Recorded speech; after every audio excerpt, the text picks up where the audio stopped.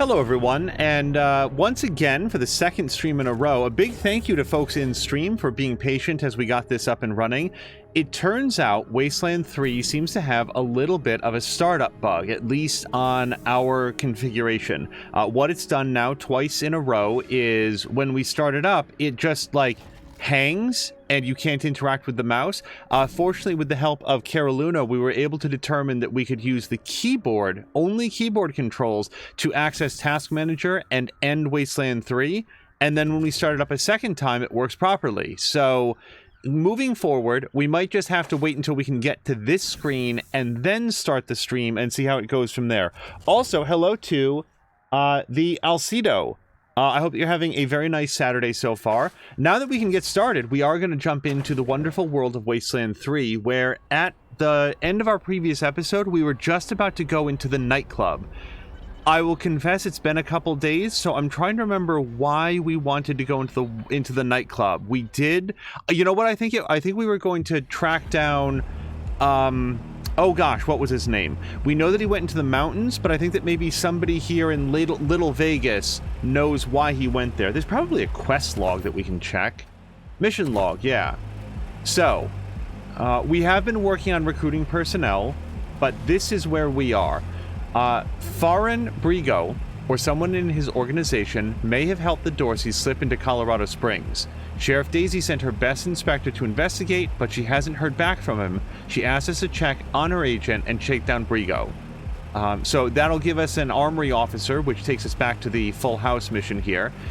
Look for Delgado at the Little Vegas nightclub. Sheriff Daisy sent Inspector Delgado to Brigo's nightclub, Little Vegas. We should talk to Brigo, his lieutenants, and the patrons to find leads. Hello to Samalander, who says that I always start just late enough so that I can't raid over. Samalander, I'm watching your stream. Like, that's what's going on. So I prefer watching your stream and then maybe launching a little bit later. But thank you for the thought of doing the raid over. It's never necessary, and oh boy, Drienne is still very hurt. But we do have some health kits, and Drienne is a very, very good medic, so we're going to continue on. Also, on our way in, I will just note that the min-maxer in me is having a hard time with even the 2 points that we put into automatic weapons, since now that we've learned a little bit more about the systems, I don't know that Mia will ever be able to make use of. But I'm not going to worry about it too much. Like, we can always retrain her, and I don't know that the 2 points, the $200 that it would cost to have her retrained, that either one of those is going to be super important in the long run. So that's where we go. Zerder says start raiding over to the offline, and he'll say be right there. Well, Samalander, it was a very, very fun stream. And hello to Zerder, who says I arrive early. Also, Carolina's saying Control-Shift-Escape. I will try that. What seems to happen, Carolina, is that Control-Shift-Escape, does that take it out of full screen mode? Or does that do something else? Anyway, let's go inside. Yes I am, because I'm saved out here, so if walking in here results in us tripping some terrible death trap, we'll be able to just reload. Alright. Rangers, this is Daisy. Sounds like you're at the Little Vegas, judging by all that noise in the background. Remember, your first order of business is to find Delgado. Maybe somebody in there has seen him. Do we think anybody on the crew cares about gambling? I mean, I don't, so we're just going to say understood. While you're at it, if you can prove that Brigo made a deal with the Dorseys, feel free to take that bastard down. Best of luck, Rangers. Daisy out. Welcome to Little Vegas. Oh, I did not see a person here. All right, Mia, you're up. Please, enjoy your time in our elegant establishment. Do we just walk through? What's your favorite Oh, song? yeah. Wow, look at cloth physics. So hard. Oh, yeah, that's a good one. Also, guys, listen to the soundtrack. Watch this. It's so subtle, but it's really cool. Yeah, when the camera's over this area, it's more muffled. I mean, it doesn't really make a lot of sense given that those are just like fabric slats, but that's a really neat touch. All right, so we've got a lot of nightclub patrons and prostitutes. We'll talk to a couple of them, but I don't think we're going to get very much out of them. Also, Cara Luna is clarifying that Control-Alt-Escape would call up the task manager. The issue is being able to see task managers in the trouble. It's being able to click on it. But now that I know that we can like keyboard over to it, we'll be able to resolve it. It's a weird issue, but for real, I will try that next time, Cara Luna, because any new options is good.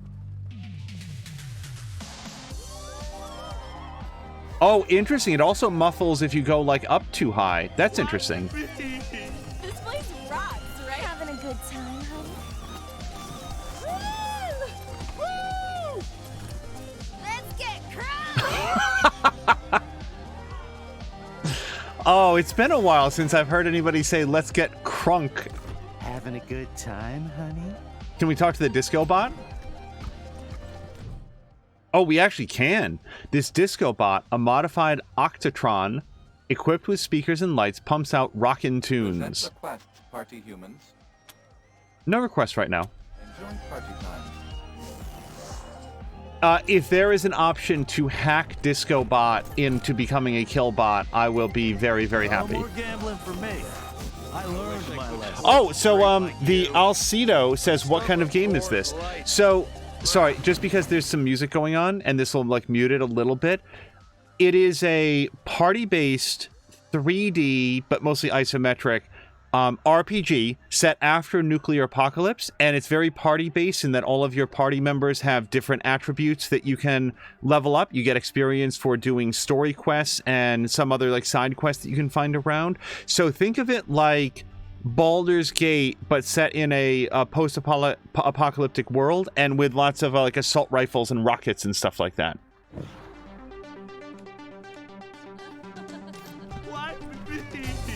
Welcome to Little Vegas, friends. Care to play some blackjack?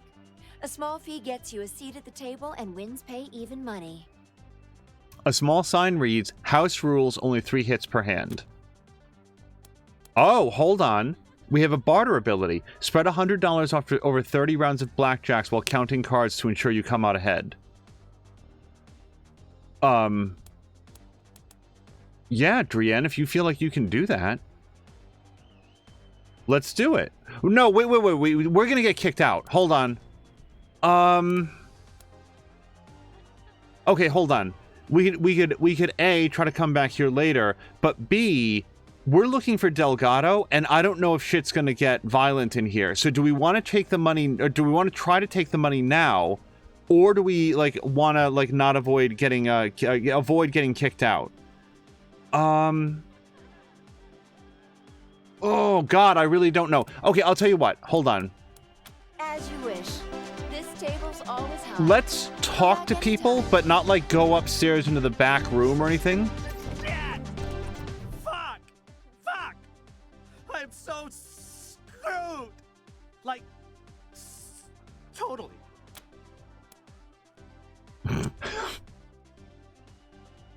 Poor little Twitch head, the come down's a bitch, huh? So, first of all, I don't know if this guy's, high or coming down on something. He could have some neurological disorder or a stutter. Like, that seems a little bit insulting. So let's just ask him what's the problem. I went upstairs to get my shit out of the safe, but Boulder and his mercs took my pants and kicked me out before I could get it. No fucking way I'm dealing with that asshole again. But I need that stash or I'm dead. Can you help me? Why are you dead without the stash? I owe a lot of money. I don't sell this shit and they'll kill me. Where is it exactly? In a safe? Upstairs in the private room? Here's the combination. He hands you a nearly illegible note. Just watch out for Boulder. Okay. And like, for real, like, maybe this guy is coming down off drugs, or maybe he just is, he could be going through some other stuff. I'm not going to judge him here. Talk to Mr. Nose. If you need anything, Yeah, I feel like the nightclub pit boss is going to frown on us counting cards, and that's why I want to talk to some people first. We're not doing slot machines. Having fun? And I'm not playing roulette. I sure could use a foot massage at the end of my shift.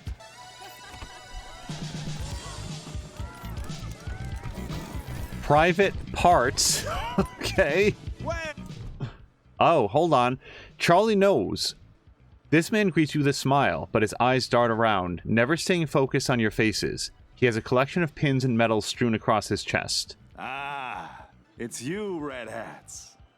I was wondering when you'd come to see Charlie Knows. Farron Brago's capo, leader of men, hero of the Battle of Two Buttes, savior of St. Elmo, and friend to everyone worth knowing. Welcome to Little Vegas. Okay, if I ever pronounce this as something different, I promise you I'm not being funny. I will probably forget that it's pronounced Buttes. I would rather pronounce it correctly. Tell me about the Battle of Two Buttes. Ah, a tactical masterstroke by yours truly. Imagine two round buttes with a narrow gorge between them. Got that picture in your mind? We lured our enemies into the gorge, then squeezed them from both sides, crushing them between the buttes. A real shitstorm, that's what it was. Okay, it turns out I don't know what a butte is. I'm quite sure there was never a battle of two buttes, Mr. Nose. Sounds like a story you concocted while sitting in the outhouse. Oh, you wouldn't say that if you'd been there. I'll never forget the groans, the plops of the fallen, the terrible smell. Okay, what's St. Elmo? Not surprised you haven't heard of it. St. Elmo was lost to a fire years ago, sadly. But it was a thriving town before then. Thanks to old Charlie, yep. Don't listen to a word old Charlie says, Rangers. He's the biggest bullshitter in Colorado Springs. Says the biggest bullshitter in Colorado Springs. Okay, you got a lot of titles, huh? All those and more. I have plenty to tell you, Red Hats. All you need is working ears and an open heart. Charlie is a friend to all, and all know Charlie. Okay, well, I have the Sacred Chalice of Reeks, so... So what can Charlie do for you? So, I don't know Charlie and his disposition towards whatever's going on here, so launching directly into the conversation about Delgado may be dangerous. So let's strike up a conversation first. What's your job around here? I'm the floor boss. I make sure our guests are happy and entertained, and that they don't wander into the back rooms. What can you tell us about Little Vegas? Ah, Mr. Brago's pride and joy. Our pride and joy. He founded this club after coming here from Vegas. Apparently, it emulates the style of Sin City, but I never saw that place myself. If you want to talk to the man in charge, you'll find Mr. Brago upstairs. You know what's like a weird little detail? I was a huge fan of the first Dead Rising, and I petered out in the second Dead Rising that was set in Las Vegas, like, pretty early. And I was so into like the demo that they put out ahead of it. It was its own little story with its own mechanics. It was cool. And then I just like didn't play Dead Rising after that. It was odd. Why did you call us Red Hats? Why wouldn't I? Isn't that who you are, with your hat so red? Oh well, can't help you if you're confused. Okay, is that an expression or of some kind? What's with all the badges? You see this silver ram medal? You like it? It's my favorite badge. The patriarch himself gave it to me. Yes, sir, for saving his eldest son. Man, you should have seen the size of that snake. Can you tell us about another badge? Tell me about all your badges so that we have a real rapport with one another. See this one with the skull? Sheriff Daisy gave it to me for dealing with a corrupt marshal. She was a beast, let me tell you. Must have had some kind of mutation. 8 foot tall with fists like bricks. But I gave her the old razzle-dazzle, took her down. Razzle-dazzle? Is that what you call falling while running away from her and tripping her with your quivering ass? That worked, didn't it? She fell face first into a fire plug. Knocked her cold. Okay, what's a fire plug?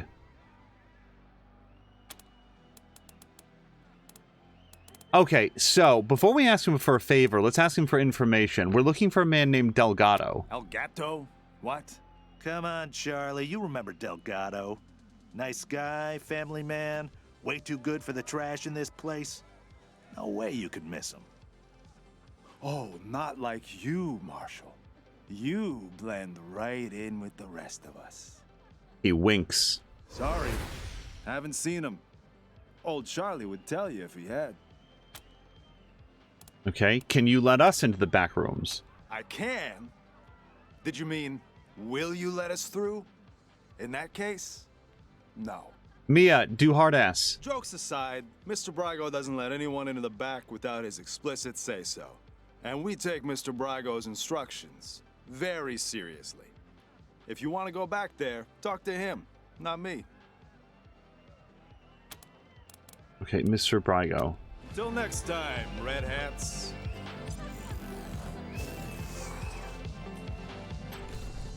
Hey there. What do you need? Again, we'll start off with some light topics. What's on tap? All the best vices Colorado has to offer. Oh, okay. I don't think we actually need or want any of this stuff right now. Oh, just straight up drugs right over the counter, huh? Now, combat stim we haven't seen before. A military-grade stimulant used by soldiers and mercenaries to give them an extreme edge in combat. Contents are questionable. Using in +2 AP and +15% hit chance for 6 turns. Oh, and with no other side effects. Well, it's very expensive. I do have some cash, but I don't want to do this right now. Also, wait, there's a sell junk button?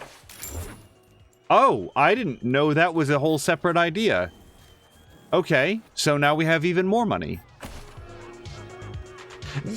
Pardon me. The other reason I'm loath to respec anybody, like pay to retrain, is that how do we know I'm not going to find something else out about the game that I would want to retrain around? Target acquired. Weapons hot. Cleared to engage. That is the worst Vasquez cosplayer I've ever seen. These stairs lead to Mr. Brago's lounge. He said I should let you guys through. But don't even think about messing with that computer behind me. I got one job, and that's guarding that computer. And if you was to mess with it, well, that would be a very bad day for you, my friend. A very bad day. What's so special about the computer? That is the computer that controls the ventilation system. And I have to guard it because it's broken, and there could be real trouble if anybody said it wrong. What kind of trouble? Big trouble. If you set the fan to off and the heat to max, which isn't supposed to be possible, but right now it is, the furnace could catch fire and burn the whole place down. So I'm not leaving my post for anything. Well, maybe if a fight broke out I would, but nobody would be stupid enough to start a fight in Mr. Brago's place, would they? You're not gonna say I said any of this, are you?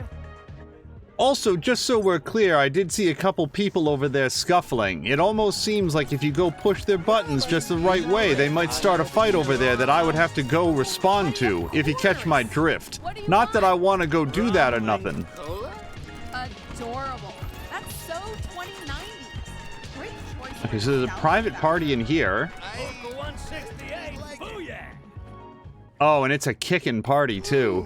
What are you runts doing in here? This is a private party. Oh, this guy's voice is so familiar. The man is huge, scarred, and smells like a distillery outhouse. He sways on his feet. Who are you, Boulder? None of your fucking business. Oh, they're mercs. Happened to be in town when the Dorseys attacked, so we paid them to help us out. Nice to see him putting the Patriarch's money to good use. What are you celebrating? Defending Colorado Springs and beating those toothless shit-kicker Dorseys to a bloody paste. He raises a whiskey bottle and turns to his friends. I typically see whiskey with a K-E-Y. I don't think that's a typo, though, because I've seen it spelled this way as well. Local 168, let me hear you! Woo! His friends howl and pound the tables. We're looking for a man named Delgado. Yeah? Well, you picked the wrong room. Ain't no Delgado here, and no marshals neither. Boy, I have heard this guy recently. I don't think it was this game, but I'm trying to place it. His voice is exceedingly familiar.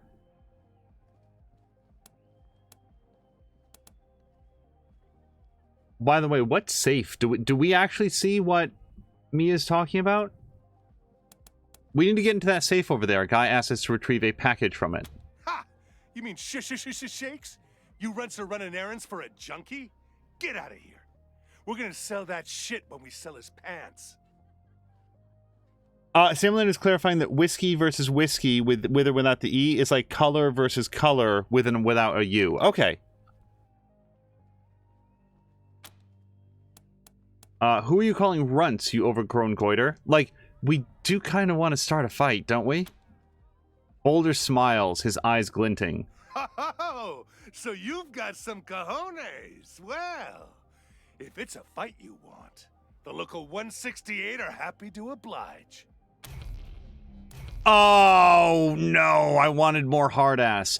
So we could do Kiss Ass 3. You're obviously way tougher than we are. We wouldn't be a worthy challenge. Don't waste your time on weaklings like us. Wait a minute, we're not looking for a fight. All right, since we can't do hard ass, let's have Major Quan do Kiss Ass. Ha! You're right. Get out of here, you panty wastes. You ain't worth the glove leather. Phoebes. Phoebes? Hell yeah! Okay, I'm not sure how I feel about having skipped that fight, but we're gonna autosave it all the way. Hey, remember how I blew that Dorsey's brains out? So, we found 5 units of Rhino, 5 units of Focus, and then, what is this? A Fuser laser weapon.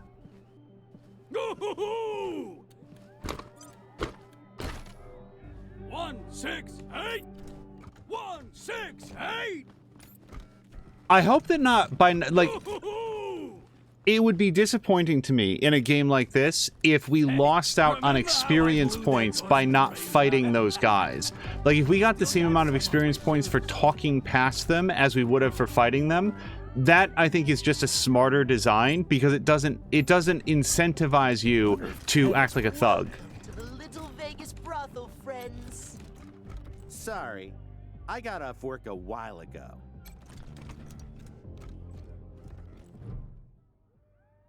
The man's face is a crosshatch of scars. He puts on a professional smile as you approach.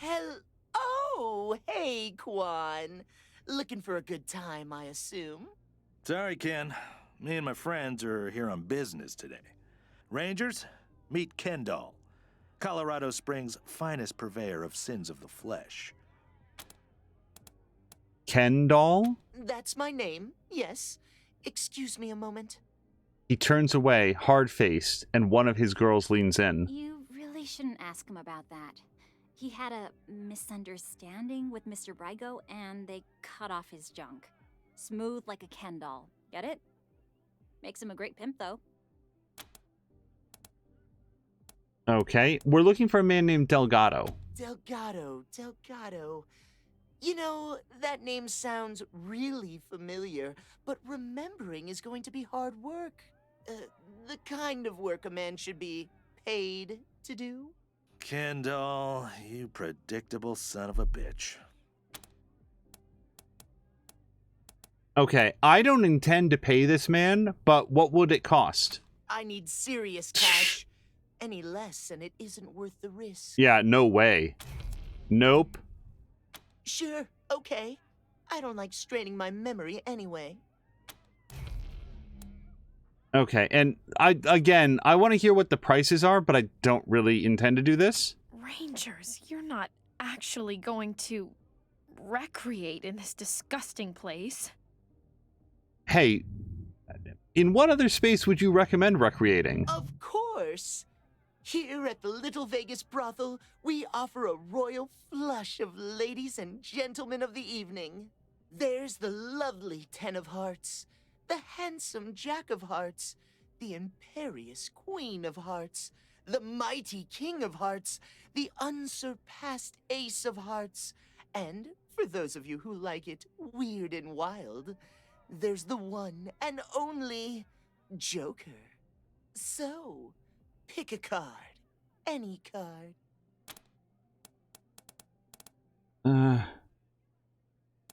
Okay, well, let's at least hear about them. Also, Kira Luna is clarifying about whiskey versus whiskey, is that it's also like tomato with or without the, and I assume that's the tomato part. Tell us about the Ten of Hearts. Ah, yes, the 10 that goes to 11. The sweetest, most beautiful, most delicate and tender of lovers. The girl who's broken 1,000 hearts, but never left one unsatisfied. Our most popular fille de joie. Most popular. All right, Jack of Hearts. He's vain, self-absorbed, narcissistic even, but with good reason. He's the handsomest man east of the Rockies. He might not remember your name when you're through, but, well, neither will you. Queen of Hearts. Our most demanding escort, who pleases those who please her and punishes those who fall short. Before your time is through, you'll be begging her for release. And if you're very, very good, she might just give it to you. All right, King of Hearts. A bear of a man is our king. A jolly, rough and tumble pal, ready to wrestle you 2 falls out of 3. Or, if you prefer, cuddle or crush you in his python-like arms. Strong as a bear, gentle as a lamb, randy as a ram in springtime. And Ace of Hearts. Oh, and then we got the Joker. If you seek the secrets of the art of love, you will find no better teacher than our Ace. True, she's been around the block a few times, but the journey has taught her more about the giving and receiving of pleasure than all our other escorts combined. Oh, you're brave even to ask. If you like your loving dangerous, unpredictable, possibly even life-threatening, then you might be ready for the Joker. But I am obliged to warn you that there are no safe words with the Joker, no boundaries, and most importantly, no refunds. If you choose the Joker, you take full responsibility for the consequences. Understood? Understood. Good. And good luck. I have to say, they've piqued my curiosity for what the hell this would be. We had some other questions. Of course. But before we return to other topics, you need to know that if you do decide to indulge, you pay the escorts directly. Not me, okay? Now what else did you want to know?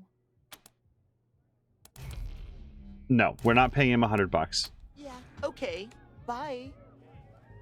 Oh, hello to Ronan. Ronan, we're currently in a nightclub, or actually it turns out that it's part nightclub, part casino, part brothel. I hope you can stay. Okay, so that's going to be 10 of Hearts. Oh, what's the mirror about? Big mirror, can you blame her?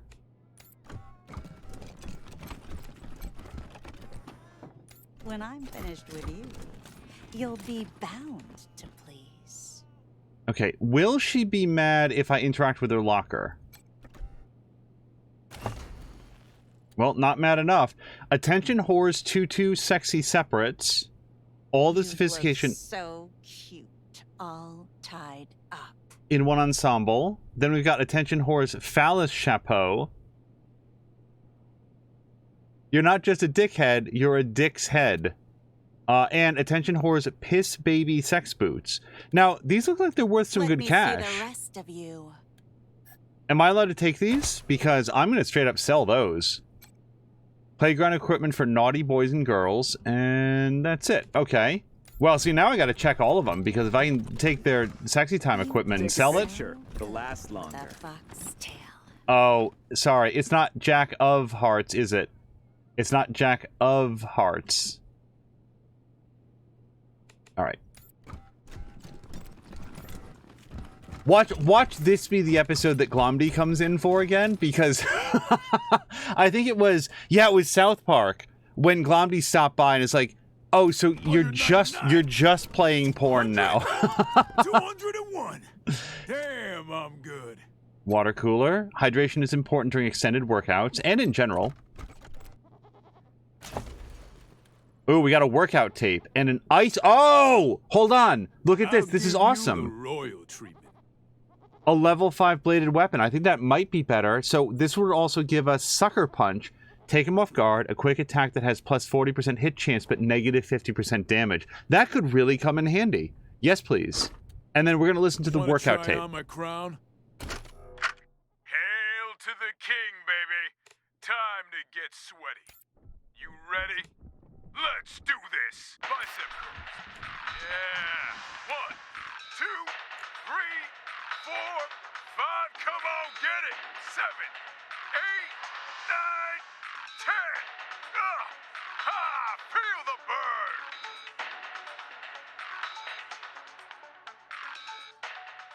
Shoulder press. Oh. 1, 2, 3. Oh, sweetie, everyone has nerves their first time. Let's try again. Slowly this time. And hello to Azric. Azric, I hope that both you and Ronan are having a great weekend so far. No, I know how to do it. I just don't feel like it right now. Hey, who the hell are you guys? We're not going to say this. We'll take it from here. Yeah. Didn't mean to interrupt. Yeah, well, I was just leaving. Thanks, Ace. I guess. Keep it up. Practice makes perfect. Take a powder. Just one word for you, kid. I've got one word. Just one word for you, kid. Plastics. Let's go with practice makes perfect. Bite me. I'm out of here. Oh, okay. Come back anytime, Benji. School's always in session. The woman on the bed turns to you. Oh, she's going to be so disappointed in my level of interest. I know you like what you're looking at. The woman wears her age like a gift. Her red rose smile is conspiratorial, like something intended just for you. She uncrosses and recrosses her legs, drawing your attention south. And for a small fee, I'll show you things you had no idea you wanted. So $10 is an extremely generous price, but I very much want to see what the Joker's about. Her expression is hungry, full of confident expectation. Also, Azric is saying weekend hasn't been too bad. Got my car back out of the shop, so that's a very good thing. Okay, awesome. And hopefully it runs well. It didn't need anything expensive. No thanks. That's a shame. I've got a lot I could teach you. Foam wedge. A professional takes advantage of every angle. Okay. Gracious. Do people actually want to... Disgusting. Yeah, no thanks. Let's look at junk pile, though. So, Joker's Wild. The label reads, customer satisfaction recording. Are you sure you even want to hear this? Oh, I actually am not. But let's grab it, and then we're going to grab all the other stuff here. Oh, hi. Aren't you a sexy little thing? This is my first time. So, how do we do this? Do I just... Oh! Whoa, okay. Take it off? On my knees? Okay. Oh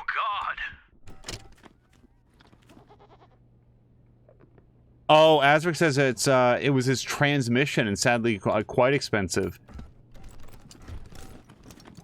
I have in my life gone through some very expensive wait, what is this eye up here? Was this always here? Interesting. I didn't know that we could get information on things like looking at them. Okay. That's so that's up here. That's the little info window. The really, really frustrating thing is that when I would pay a very sizable amount of money to get my car fixed, and then very quickly it would need like that work was not only unsuccessful, but it would it would need to be redone, and also other things would be wrong, and that was really, really frustrating. Okay, so like, just to share a quick random car story, at one point I needed to get my brakes replaced. They replaced the brakes, but apparently, allegedly, according to like the next mechanic, had like over-tightened the pads so that the pads were just like in there and like wearing down all the time that I drove, and I didn't notice that like the brakes were like borderline engaged all the time. So like after having the brakes replaced, like 6 months later, I had to have them replaced again. And it was like, I feel like I went through a long string of very, very unreliable auto mechanics, and now have a place that I bring our cars and everything is fine. At least as far as I know. Oh, so I did not actually forget about the scope that we got for Azric's gun. If we come here, and it's going to be under mods. Is it under usable items? Mods. Yeah, so last time we got this scope that we could put into Azric's rifle. The reason I haven't applied it is that Azric's had this same rifle for a bit. It's a level 3 rifle, and he's like a level 5 sniper. So I'm kind of feeling like pretty soon we're going to get him a better rifle, and that's when I would want to apply it. During this episode, I wanted to check the shop to see if we could maybe buy a better rifle for him.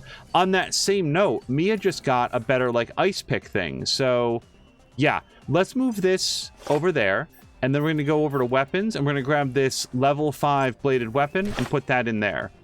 So, yeah, this does a meaningful amount more damage and also gives her the sucker punch ability. I also wanted to just double check on... Yeah, I don't think that... None of this armor is worth anything, although the phallus chapeau does give +2 penetration. Waka waka. And I don't think we needed any of this stuff. Like, Azric has a cool helmet. No, Azric doesn't have a helmet at all. Critical chance +2%. Yeah, why is that not in there? I think we'll probably, like, not make it visible so we can still see Azric. And then... Level 5 chest armor. Yeah, I'm pretty sure that everybody's got, like, good armor. Armor +4. Armor +4. Okay, that's fine. But Blobby-Blob's not wearing any leg armor. Evasion +3%. Yeah, and the trouble is, like, the reason we don't give that to Mia is that she has, like, +3 armor. The other person that might benefit from the pants would be Drienne. But she's they've already got some pretty good leg armor. So let's give this to Blobby-Blob. Alright, and that covers all the armor, I think. Oh, hold on. No, we can give this to Major Quan. Yeah. Let's give this armor to Major Quan. And then we'll probably wind up selling this scout armor. Okay. Now, let's do some card counting. And yes, I did save it, so if this doesn't go our way, I reserve the right to reload it. Welcome back, friends. Pay to play a hand of blackjack, wins pay even money. Remember the house rule. Okay, spread $100 over 30 rounds of blackjack while counting cards to ensure you come out on top. So we're going to drop $100 here. You pay careful attention to the cards played over several rounds, then bet big when you know the odds are in your favor. Lo and behold, you make a tidy profit. Nice run of luck there, friends. Play again? No thanks. I am a very big believer in taking my money and run. Looking for one of those old Brygo classics, huh? He used to run 3-card monte back in the real Vegas. I could run that. Easy rules. Put down a small bet, and I lay down 3 cards. 2 are 10s, 1's a queen. Pick old Queenie, and I pay you even money. How would this even work in this engine, though? I'm actually willing to drop $10 on this to find out how this goes. Let's play some 3-card Monte. By the way, 3-card Monte is basically always a scam. You can't win. You can't win. Even if you get it, you won't win. But I'm just intensely curious on how they're going to do this in this particular engine. Okie dokie. Fast money it is. The dealer lays 3 cards face down. Wait, what? Oh, we've only got a 30% chance of winning.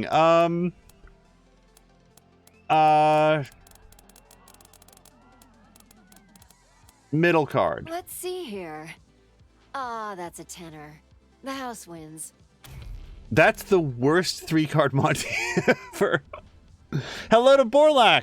Borlak, I did get a chance to hang out a little bit in Lady B's stream earlier today. Here's an interesting note. The ads wouldn't play, and only on Lady B's stream, because that was at the same time like Samalander was streaming some other things.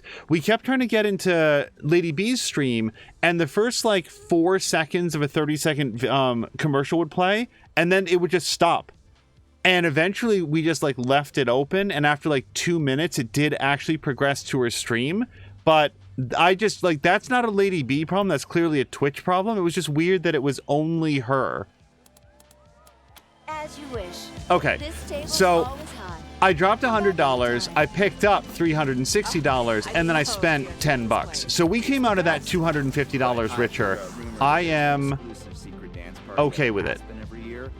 I'm for sure gonna get an invite this year. Okay, so You stowed away on an Arapaho convoy? Never been? Oh my god, tell me everything. You want to pay for it?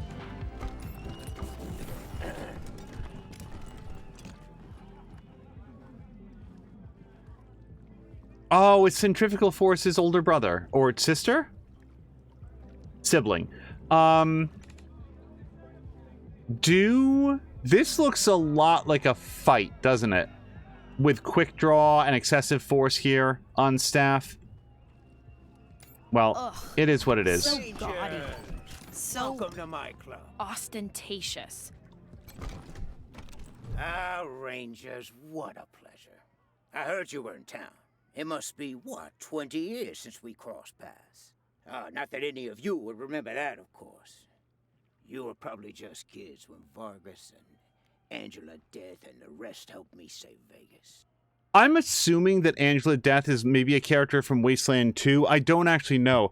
Also, Borlak, yes, thank you for reminding me. Not only were we gifted a sub, but you were the person who gifted it. Thank you for reminding me. Thank you very, very much for that. And I hear we have you to thank for Cassidy's fine clothiers being back in business. My capos and I thank you. If not for Cassidy's, we'd have to settle for second-rate suits from the bazaar. But I'm getting ahead of myself. I'm Farron Brygo. Welcome to Little Vegas. My recreation of the glories of the town we lost. Perfect, isn't it? Oh, and speaking of which, Azric, thank you so much for the resubscription. Also, I'm embarrassed to say that it only just now occurred to me. Farron Brygo is probably a rework of Brian Fargo, who I believe was one of the, I think he might have been the lead developer, the lead designer on the original either Fallout or Wasteland or both. I actually don't know, but I recognize the name Brian Fargo, that he was very heavily involved with the series. You know Angela Death and General Vargas? You haven't heard the story? Hey, I'll never forget it. 20 years ago, Vegas was being overrun by robots. A nightmare. Then Angie and Snake and their squad showed up, guns a-blazing, and saved the day. Heroes, every one of them. Helped me consolidate control of the city, too.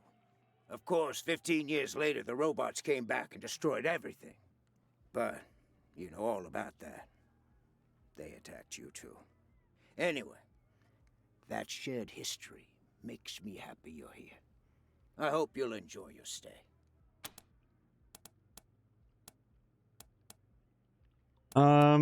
Well, everything's legal if you don't pass laws against it. So, thanks. You've given it a lot of class. Like, this area, this is something that he cares a lot about, so why not give him some respect for it? I'm glad you think so. You should have seen it 5 years ago. Nothing here but the walls, and half of them were falling down. We really worked hard to get where it is today. But enough about me. How are things with the Rangers? Is General Vargas still in charge? I'd love to give him my regards. We owe him and his team a lot.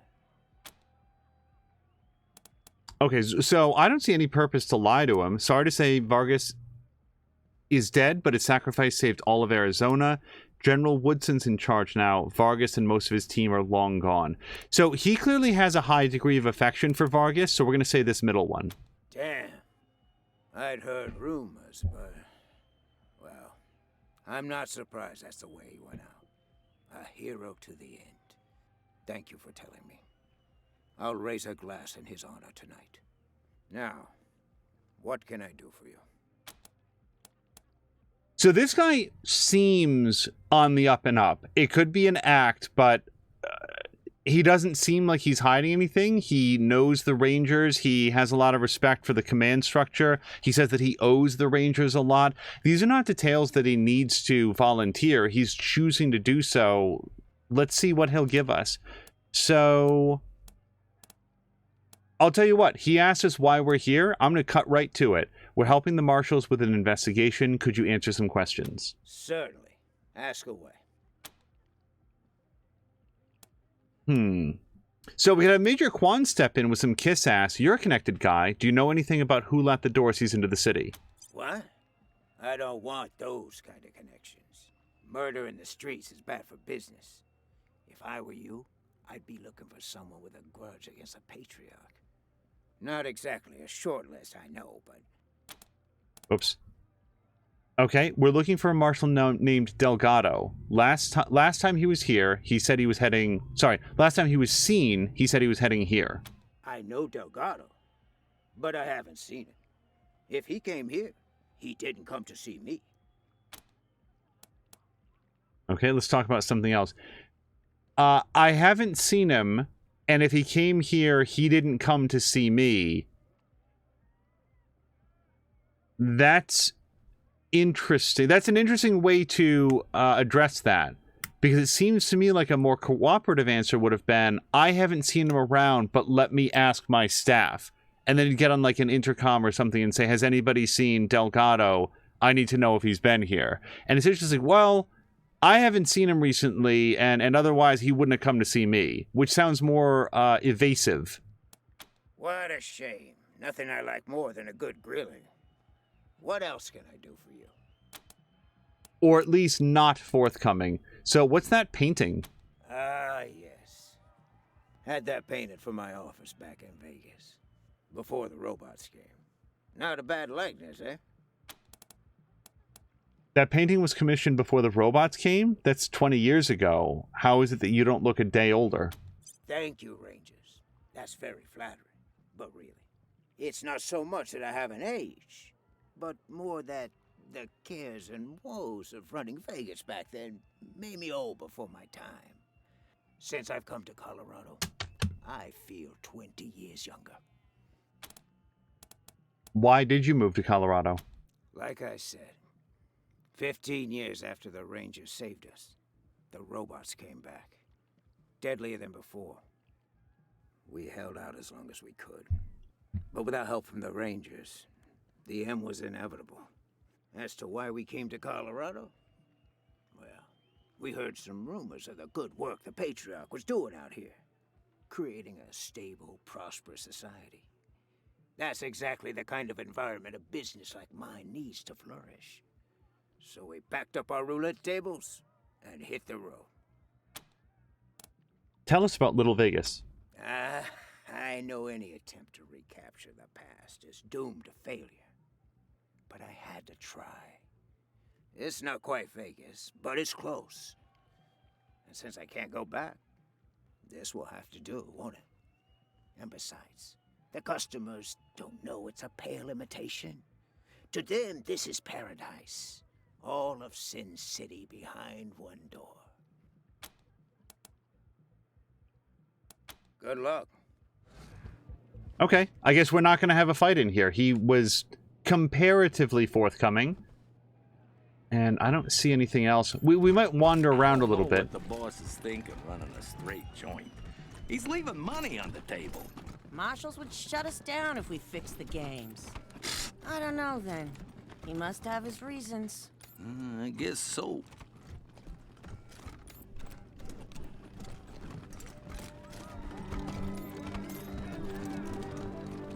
Okay, so I still can't get into the back rooms. Oh wait, yes I can, because I can just pick the lock.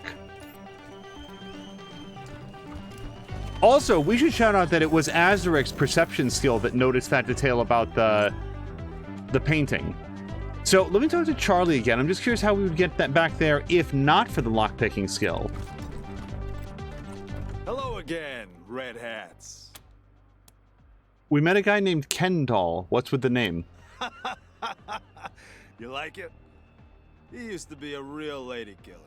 Then he made the unwise decision to double-cross Mr. Brygo.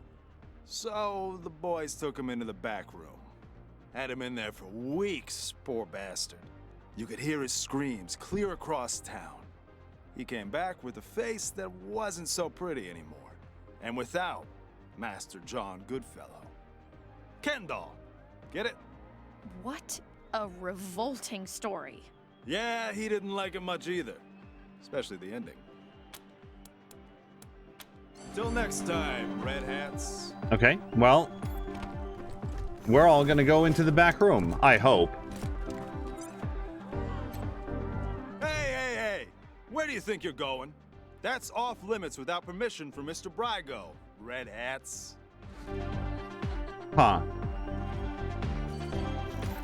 Okay, well, let's see if we can get permission. Because I didn't see that topic come up.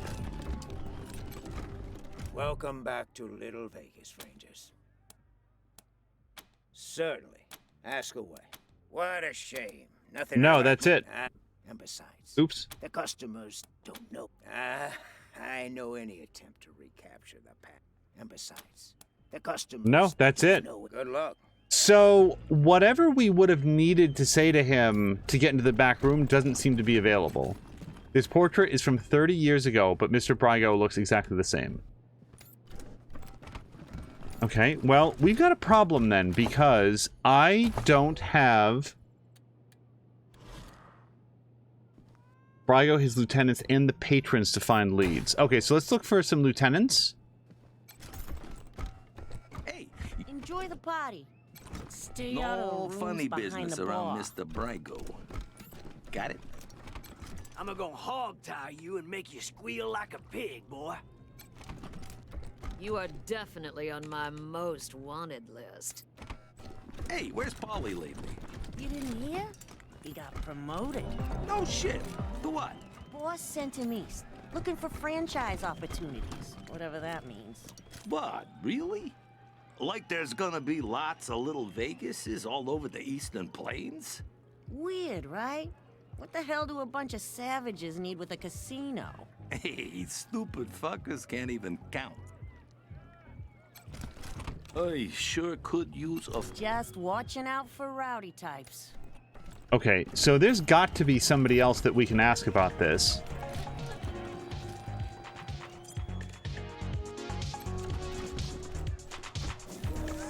Brygo's in his lounge. You can go up. What are you doing? Didn't I tell you nobody's supposed to touch that computer? Okay. So, I mean, we do always have the option to just start a fight. I would really much prefer it to be a warranted one. Oh, that's right. We got this guy's drugs. Any luck? Do you have my 5 Rhino and 5 Focus? I do like getting paid. What? Well, that wasn't... You never said anything about money. So when you'll hard ass, well, now we are, and if we don't get it, we'll keep the goods and you'll die shaking. Or you have needs, we have needs. Let's take care of each other, okay? Let's go with barter. Fine. Bunch of assholes. This is all I have. Now, get out of my way. Just a little, even me out. Okay. No regrets here. We just got $100 for doing that. But we're still a little bit stuck because I don't know. I feel like maybe I should have gotten into the fight up on the second floor. Present request, party humans. Enjoy party time.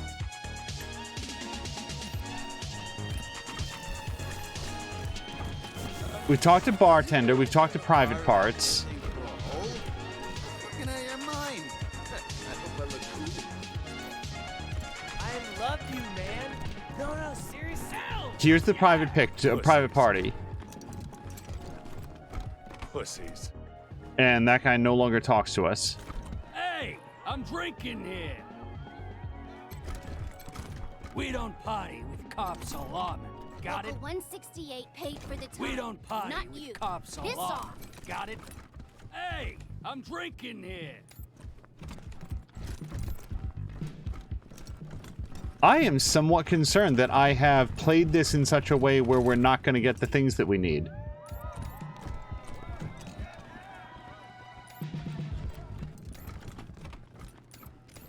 Mr. Harris is back tonight, Joy. Just leave me alone. For you. Oh, Christ. Oh, you again. What can Kendall do for you now? Oh man, is that the other option? I pay this guy $100. I did just get $100 off of that guy, the other guy, for the drug delivery. So that makes it sting a little bit less. But this feels like my only option, unless I want to just get violent and murder a bunch of people for no good reason, and that doesn't feel good. Like that might be a solution that Mia would do, but I'd rather pay the $100. I think. Shit! I knew I should have asked for more. All right. Don't tell anyone I told you. But Delgado was sniffing around the club, asking too many questions about the Dorseys. Last I saw, Charlie Knowles was pulling him into the back rooms behind the bar. Hello to Mia, who does confirm in all caps, get violent and murder a bunch of people for no reason. God damn it. Now Daisy's gonna want Brygo dead, and she won't take no for an answer. Even though he just said it, Mia, more than anything, I really do hope that you are feeling better. He was sniffing around the club, asking too many questions about the Dorseys. Charlie Knowles dragged him into the back rooms behind the bar. He's probably still back there, unless they killed him. I had a sense that dude was lying. Okay, bye. The whole idea about like Mr. Brygo, like that also felt suspicious. I love dancing in this place. Tell me everything. Oh, hold on, guys. Drienne just leveled up and got all their health points back. That's why I don't just pop a med pack every time like they get low. So hold on, we're going to F5 it.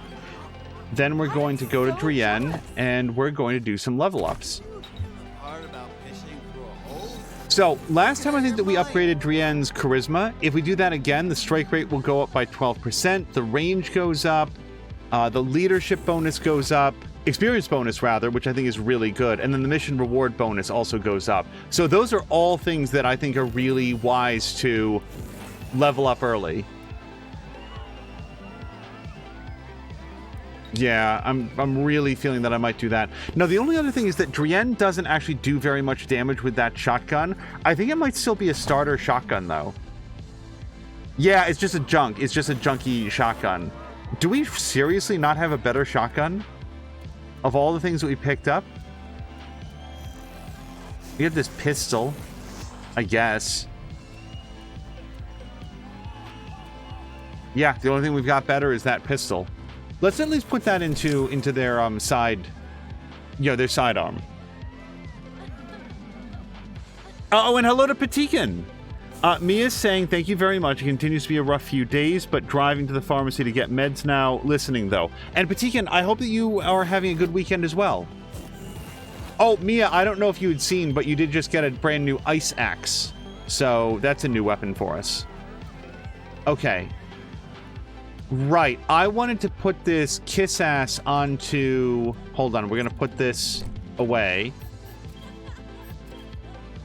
I don't actually remember where that goes. Usable items? Mods? It must be under armor. Yes, it is. Okay. Yeah, I wanted to give the kiss ass to Major Quan, or Marshal Quan, because he's already got a... Like, he's already got some points in kiss ass, so rather than having two characters with a little bit, now he's got all the kiss ass. After that, though... there's nothing else for me to put into Mia's, like, what's it called slot. Yeah, I think we want Azra to keep the rabbit's foot. Drienne gets to keep the stethoscope. And that's it. Okay. So, back to Drienne.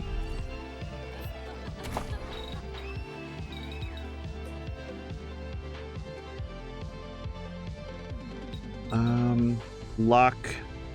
And then coordination.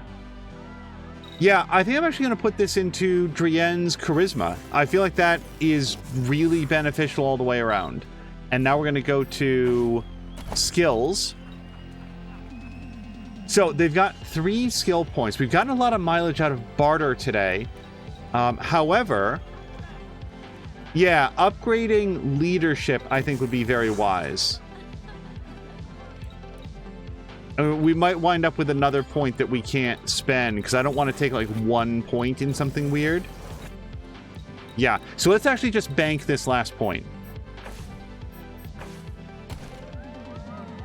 Okay. Now, it's time for us to have a conversation with Charlie Nose, who has been claiming that he didn't know anything about this whole thing. Yeah, Little Vegas is a great save name. Hello again, Red Hats. We know you took Delgado into the back rooms. We need to get in there. It also cost me $100 to get this information, so I'm not too thrilled with you. Well, ain't you a clever seed of Red Hats? But let's not be rash here, yeah? The only way you're getting past that door is through a hail of bullets. And no one wants that, right? You'd be surprised, actually. Look, it wasn't Mr. Brygo who conspired with the Dorseys. He's not that stupid. But a little bird told me it was someone in our organization. I can give you a name. All you gotta do is prove this guy was acting on his own. So here's the thing. He could have asked us to do this off the top, but instead he was lying to us. Why would I believe anything else that he has to say? What's in this for you? Way I see it, everybody wins. You get your culprit, and we don't get in trouble with the law. Once you clear Mr. Brygo's name, I'm sure he'll release Delgado. So our options are attack this guy who we know is a liar, or agree to work with him. Here's the issue about, like, attacking this guy. Like, what else did we find about Mr. Brygo? Well, we know that when we paid the dude upstairs, he said that Mr. Brygo knew all about it, didn't he? Like, Brygo also lied to us. I think that's what he said. Hello to Fox McCloud, who says, with the lights off, you look like Ghostbusters. Wouldn't it be great? God, now, Fox McCloud, you just made me want a game in this style that was Ghostbusters. Like, coming into, like, a haunted environment and doing an investigation and, like, working your rep up with different aspects of, like, the city. Man, you suddenly made me really want that. Okay, tell us where to find this guy. Look for our man McTavish at the machine shop near Pillory Square. I don't care what you do to him, but if you can come back and prove the rest of us weren't involved, I'm sure we can make a deal. Yeah? Also, I didn't tell you this, Red Hats. Where can we find the machine shop? Sure. First, head to Pillory Square. You know, where the marshals leave folks to freeze. Mac's place is southeast of the human popsicles. Usually has a paperboy shouting nearby. Find a way to prove Mr. Brygo wasn't mixed up in this Dorsey business, and we can make a deal. Yeah? Okay, well, here's the deal I'm gonna make with you. If I find out that he was responsible, I'm gonna come back in here and shoot up the whole place. You were talking about a hail of bullets? I'm gonna bring it down on your head like it's Ragnarok. You know what I'm saying? Till next All right, I'll time, see you later then. You stowed away. Okay, so we're leaving, but only temporarily. Yes.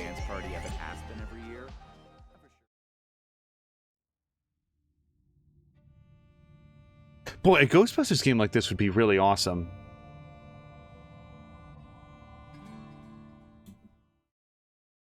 At least in my head would be. Rangers, this is Gideon Reyes. I'm addressing you from Broadmoor Heights. The Patriarch has made it known that you are in need of logistical support.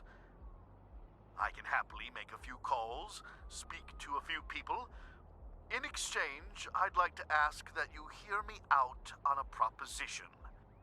It's not a thing I really do, this ransoming of aid, but these are unusual circumstances, and Colorado Springs' future hangs in the metaphorical balance. I wouldn't be asking for such an exchange if I wasn't desperate. I'll be at the church in Broadmoor Heights, and I'll tell the marshals to let you through. Come find me here. Okay, well, I'm not adverse to meeting with that fellow, but it sounds to me like he's a representation of the well-to-do side of the city. All right, let me I don't want to talk about it. Come on, man. You can't leave me wondering. Now, where does this go? Hold on, let's look. I'm up here. Oh, so that goes to the Garden of the Gods. There's the Kodiak. There's the Arapaho Garage. Carity's Fine Clothes. Now, here's Pillory Square. So where was the machine shop down here? Oh, all the way down there. Okay. Yeah, before we go meet with what's-his-face at Broadmoor Heights, we're definitely going to go there. And part of me wants to drop some money on like a... You know what? Before we do this, let's just see if there's like a better sniper rifle for... Hey, chums! Welcome to Taiwan Jones's Emporium. You want to hear about the white sardine leaf? Okay, yeah, this person sells weapons. So, oh, hey, that's a submachine gun. We wanted one of those for Mia. It is very expensive. Not super expensive, though. Why did I think it was like $400? No, actually, that's a... Wait. That's a battle rifle. Semi-automatic pistol. Oh, submachine gun was what I wanted. Okay, so here we do have a much better shotgun for Drienne. Like, way better. Look at their current shotgun. That maxed out at 16. This starts at 21. So, this is actually a really good shotgun for them. I mean, if we needed to upgrade one person's weapon right now, I think it's Drienne's. Because Drienne's shotguns suck. Drienne's shotgun sucks. But we've also got this level 9 sniper rifle. How does that compare to Azric's? Oh my god, it's like twice as good. Like, and like we just bought that, yeah. We just bought that scope, so we could slap the scope on here as well. Penetration goes from 6 to 16.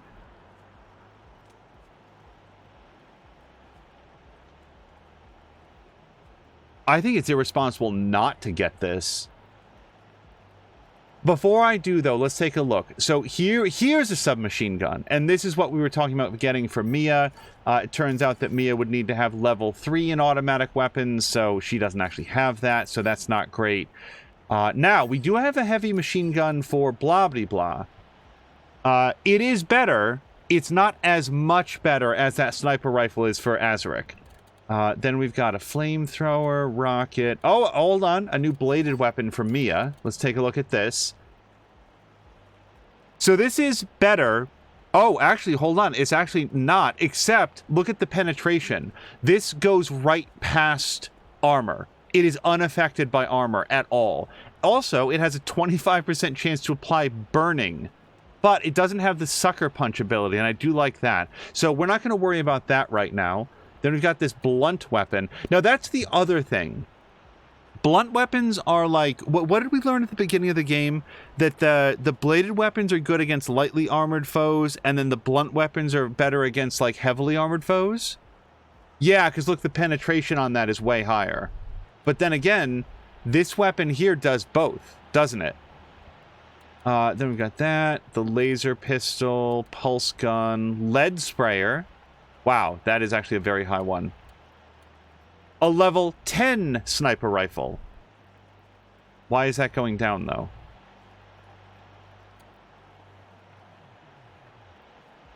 Hold on.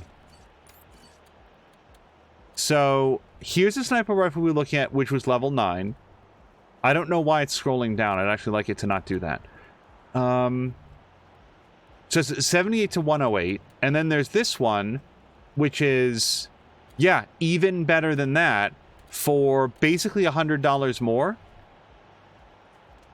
It has more ammo capacity, same range, same base hit chance, and better penetration. Okay, so yeah, that's even better. Yeah, I think this is going to be where Azaric gets a new sniper rifle, because that's ridiculous. Brawling weapon, heavy machine gun, flamethrower, rocket. So, this is where I get nervous in a game like this, because I'm about to spend about a third of all our money on this sniper rifle, but it's like, it's way better, guys. Yeah. Yeah, let's do this. Yep. Buy. Do the buy. Okay, so now we're going to put that on Azaric. Go here. Weapon. If we immediately find a better sniper rifle, I'm going to be so mad. Let's put that right there. And now we're going to mod it, too. That is exactly why I didn't want to spend the scope. And that's one of the main reasons that Azaric's getting this right now. So, let's modify the weapon. And... oh, we can do multiple mods to it. That's awesome. So, I don't think that Azaric really needs the bonus hit chance, but the bonus range is the other thing. The only thing is, can we do a crafting?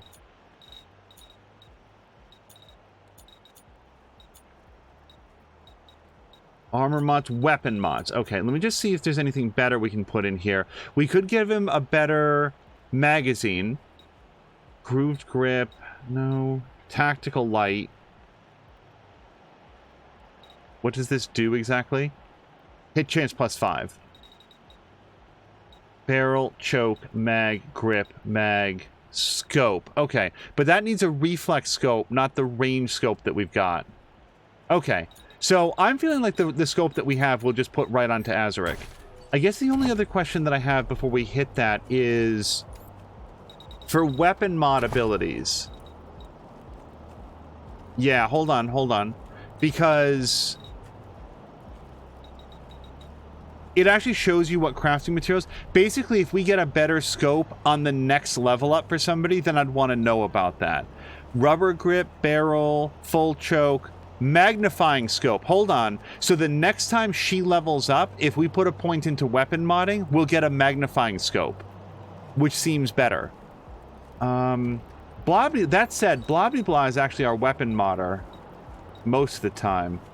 Yeah. It kind of makes me want to wait. I'll tell you what. Let's have Azaric just roll with this sniper rifle for right now. And then what we're going to do is... except for the scope, is there anything else we want to put on? How about the barrel? damage plus 4, but he doesn't need more damage, does he? Like Drienne could use more damage. Then we've got the underbarrel, which we don't have anything, and then the mod. But I think Blobbity Blah would be a better choice for the mod, for the magazine mod. So we're gonna leave that unmodded for now. The other thing we're gonna do though is now we've got like a spare sniper rifle that we don't need, and somebody. Well, this has got a really good assault rifle. Wait, why does nobody have this? Level 5? Oh, because he's got like a custom one, doesn't he? Yeah, he's got like a super custom one. I could put this one on him.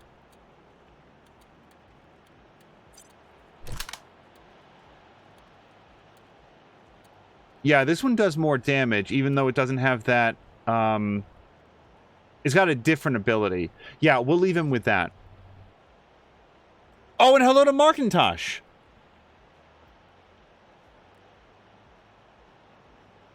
Sorry, I got caught up in the inventorying of it all. Fox McCloud said Flammenwerfer, and then Zerder says it werfs Flammen. Caroluna says it's hot Flammen. I don't know how to pronounce that last word, and I'm probably way off on all my other pronunciations as well. Okay, so what I wanted to go take a look at is that you can field strip a weapon, and I think that gives you like some cool stuff. So hold on, I've made some decisions here, and I might come to regret them. So we're gonna put in like Colorado Springs, bought weapon. Does it matter who field strips the item? And also, which skill is it that affects that? I think it might be the weapon modding skill. And strip them down for parts. Okay, so we're going to make sure that she has our highest skill. And we're going to come here into the weapons. And like Azaric's previous sniper rifle, this is the one that he was just using. He now has one that's way better. If we right-click on it and say field strip item, what exactly happens? Like, is it better to sell it or to field strip it? I have no idea, which is why I just saved it. So we got 4 scrap. Okay, that was terrible. That's exactly what I wanted to know. So we're actually going to reload that. I think I would way rather sell it for cash. So we're going to reload that. We find piles of like 30 scrap. We've got a couple hundred scrap that we can spend on whatever we want.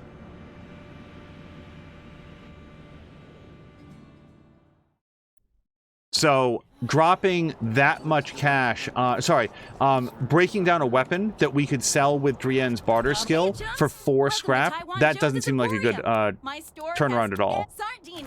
Okay, so Drienne, weapons, and let's sell Azric's old sniper rifle. Bye, sniper rifle. You really served us well.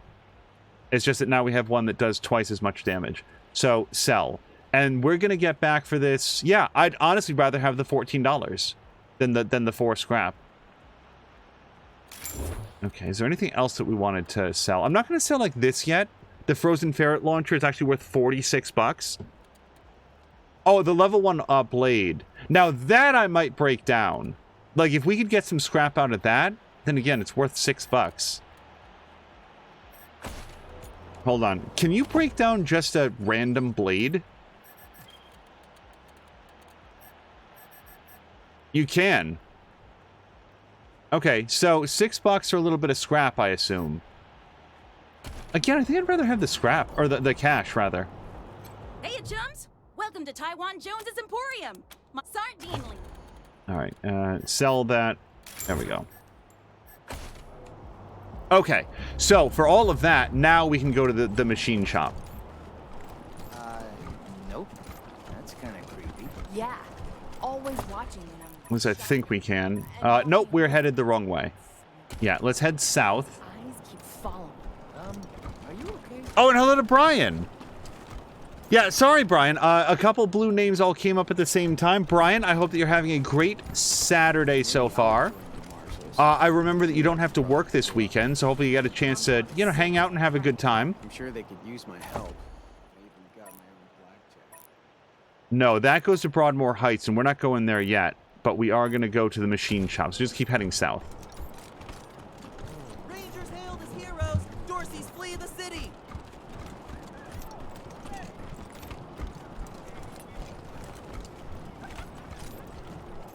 Yeah, I think when we came here before, they were like, hey, you get out of here. We're not talking to yous. Yes. Brian's doing some yard work. Hopefully it's a nice day for it. Today would actually, in our area, not be a bad day for yard work because it's nice and bright, but it's not too hot. Okay. So...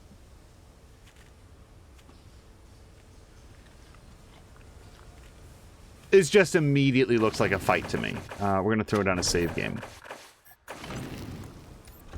I might take to having one save game from starting now whenever we go into a new area. Okay, this looks so much like a fight. I think that we might have, like, maybe Azric back here. Oh, sorry, I didn't... Yeah, and then let's have maybe Major Quan back here. Lucia Wesson can come here. Hey, don't mind us, by the way. We're just regular patrons. There's absolutely no reason to feel concerned whatsoever. Oh, look. This time the marshal sent substitutes to shake us down. Well, you stand-ins get one warning. Fuck off or get fucked up. We'd like to talk with McTavish, please. Yeah? Well, McTavish doesn't want to talk to you. And you just used up your one warning. Fuck 'em up, boys. As soon as I saw explosive barrel on the ground, I just had that feeling, you know?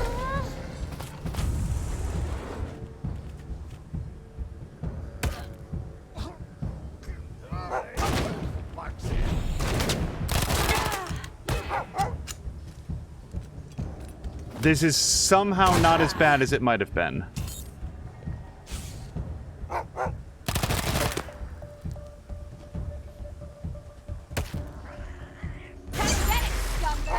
High armor enemies. These machine shop jerks have high armor, and weapons with low penetration will have a hard time punching through. Try using sniper rifles, heavy machine guns, or blunt weapons. Cold energy fire and explosive damage will also bypass armor altogether. I did not have a chance to finish setting my guys up. So, now here's the problem though. Major Tomcat is right next to this explosive barrel. He ran pretty much exactly where I would not want him to be for this. Alright, so... yeah, I think we're gonna have Blobby Block come here. We can't kneel and fire, unfortunately. So we've got a 67% chance to kill that guy, or an 88% chance to hurt that guy. Now, is it Blobby Blob that does extra damage against, like, robots and turrets and stuff? And also, where would that be reflected? Is that... Actually, I think Mia is the person who does that, because she took the machining ability. Okay, so... yeah, Mangy Mud is too hard to hit. Machine Gun Thug is out of range. And we could shoot that, but it's, I think it's gonna hurt Major Tomcat a whole bunch. Alright, let's take this shot, I guess. Okay, that worked out real well. Alright, Major Quan.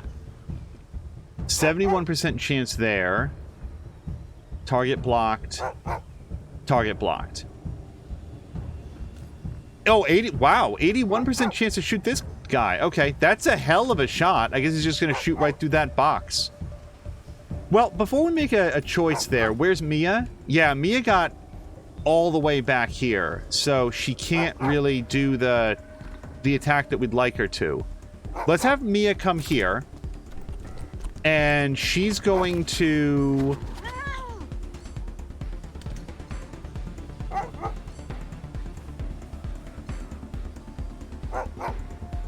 I don't think she's going to get a chance to do an ambush we're going to have her bank 2 of those points. So she's going to have a full turn next time. Okay, Azaric. It is your time to shine. 95% chance to wreck that machine gun turret. Now, it's not going to destroy it, but it's going to take it as close as we can get to destruction. The only thing better would be straight up murdering one of these guys. 70% chance to kill that guy. Yeah, do this. Whoops. And that's as far as we can go. Okay, so let's bank that next shot. Okay, Marshal Kwan has a really good chance to, like, mess up this dog. But with a 71% chance to kill the shop foreman, I feel like that's better than killing the dog. Oh, shit, we're out of range. I gotta go out of cover to try to take a shot at him. No, I don't. Okay, I don't know why that reacted differently. Oh, and now he's got a precision strike to inflict special effects.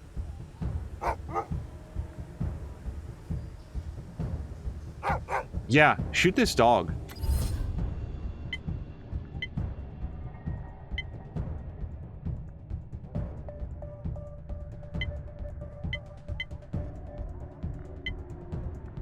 Body does more damage, deals 35% bonus damage, and reduces the target's armor by 75%. Well, here's the thing. It doesn't have any armor. It's a dog. So let's go for the headshot. Oh, I really wanted it to be dead. Okay, so Lucia's got a really good shot here, and also, by the way, has precision strike. Does she have a shot on this guy? Yeah, and it's a pretty good one. Just out of range of this dude, though. Okay, let's do precision strike on this guy. And the headshot looks real appealing. The only thing better would be to like knock off his armor. Let's do the armor shot. Destroyed armor. Okay, that's going to make this a lot easier for a follow-up shot. Okay, and Lucia, if you could just you know what? I'm worried that turret's gonna try to hit us, so let me do a dodge, because we've also got like a dog right here. I really dislike how much they're on Drienne right now.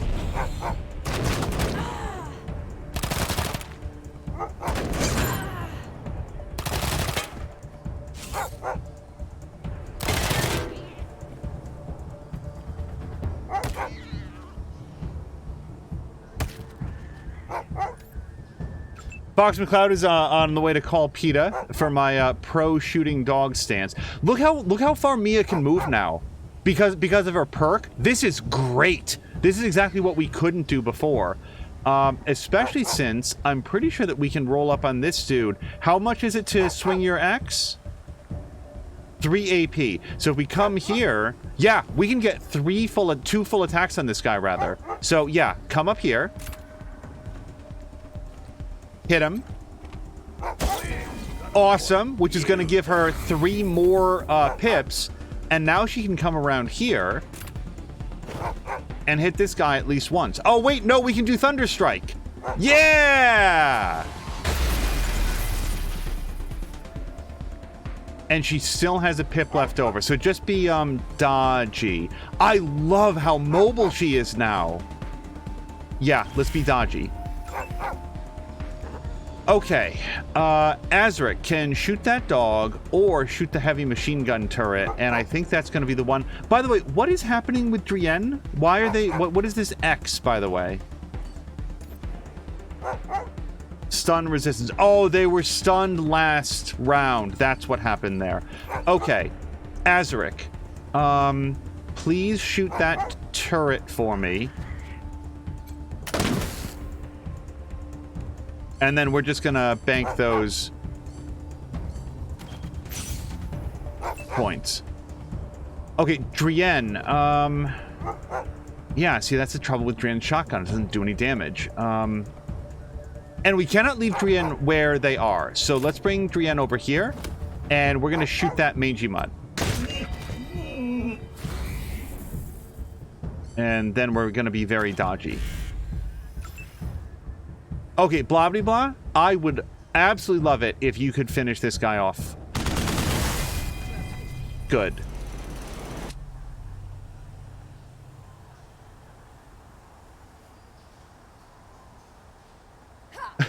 Yeah, Fox McCloud also pointed out Tomcat taking machine gun fire to the face like a champ. Yeah, who knew that cat was so tanky?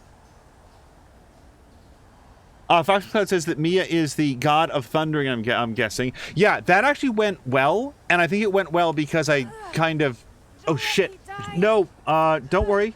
Hold on. We can do this. That was not very much health. Is Drian still poisoned? They are. Oh, for 37 seconds. Hold on. We need some sort of meds. Usable items? Where's an antidote kit?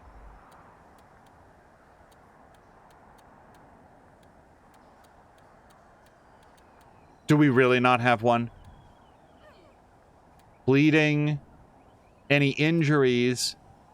Nitro spike. Okay. Use item on self. Okay, Drian is not going to die. They are poisoned and also healing a little bit. Okay, so lesson learned, I need some sort of poison antidote because that was awful. Also, Lucia Wesson could use some healing. But do I want to have Drian use it? Hold on a second. If we go to Drian, we can put that right there, right? And then Drian could... Hold on. I want to make sure I don't waste this, because I don't want to reload from the battle, but I want to make sure that I don't, like, use an extra med kit. Target allies. Okay, yes. So, you do that. Wait. Hold on. How close... Okay, wait. Lucia's actually very close to leveling up. And as we just learned, when you level up, you get all your health back. That just happened for Drian a few minutes ago. So let's actually just keep Lucia out of combat for a little bit, and we'll work it out. Okay. Now Mia loots, because that's... I'm pretty sure that's written into stone. I'm pretty sure that's hard-coded into the game. So this dog was carrying some dog tooths and hairs... Oh, hey! Look at this! An auto shotgun. Yes, we will give that to Drian. Suddenly I'm very glad that I did not buy them a better shotgun. We got some shells, dollars, scrap, yes. Crafting component, cutting blades. Yes, please. Yes to all of that. And a submachine gun. Yep. Very happy about that. There's a replacement medic pack for the one that we just used on Drian. That's great. And then we've got some goo and a damage sensor and a reactor core. Okay. Yeah, on the whole, that combat went really well. Wait, I want to make sure that Azric has a chance to walk around and, like, inspect all of these areas, because he's good at detecting traps. Okay, level 6 chest armor, leg armor, and helmet, and then a repair kit. All right.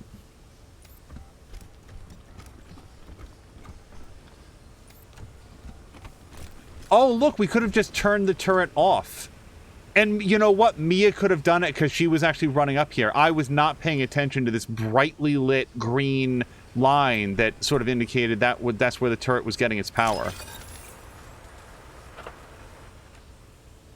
All right. Well, we still got some XP for turning it off, so it wasn't a total wash.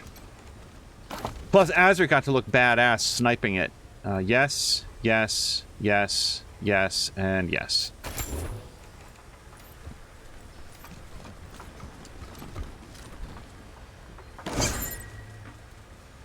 Hey, we found a lucky money bonus. Okay, lots of ammo. I am enjoying the amount of ammo that we're getting here. I'm borderline surprised that ammo hasn't been more of a concern, just given the setting. I like the fact that we haven't had to stress about that too much. Okay, before we go into the next room, let's level up Blah Blah Blah and Marshall Kwan. Bob, oh, and hello to Blobbity Blah, who says Angel loves to collect old handkerchiefs and tissues. Do not forget, sir, the moldy socks, the old pillows, used diapers, like, you know, all the common staples of your classic video game. Okay, let's go to attributes. We have to give Blobbity Blah's flamethrower a try at some point too. Like, let's try to do that in this stream. I guess my my hesitation has just been, it feels like that will be a shorter range weapon than the heavy machine gun. This is you, by the way, Blobbity Blah. I don't know if you've seen your Fallout 3 character.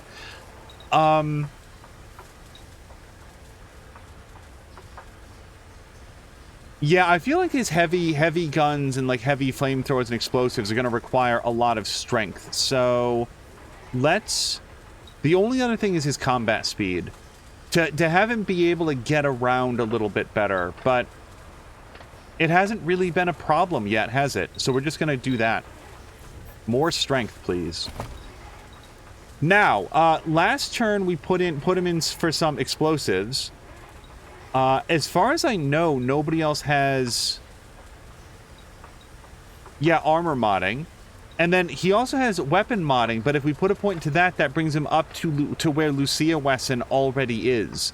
Yeah, Blobbity Blah might wind up getting retrained to replace his weapon modding with something else, just because we have Lucia and she's really good at it. So, I do like going with explosives, because again, that lets us disarm explosive traps. And son of a bitch likes to dodge around the battlefield, huh? Dodge this. We get a mortar blast. The alternative would be... Yeah, a better upgrade to the big guns. Remember that kid who always tried to fry bugs with a magnifying glass? That was you. Yeah, we sort of get to choose one of these, don't we?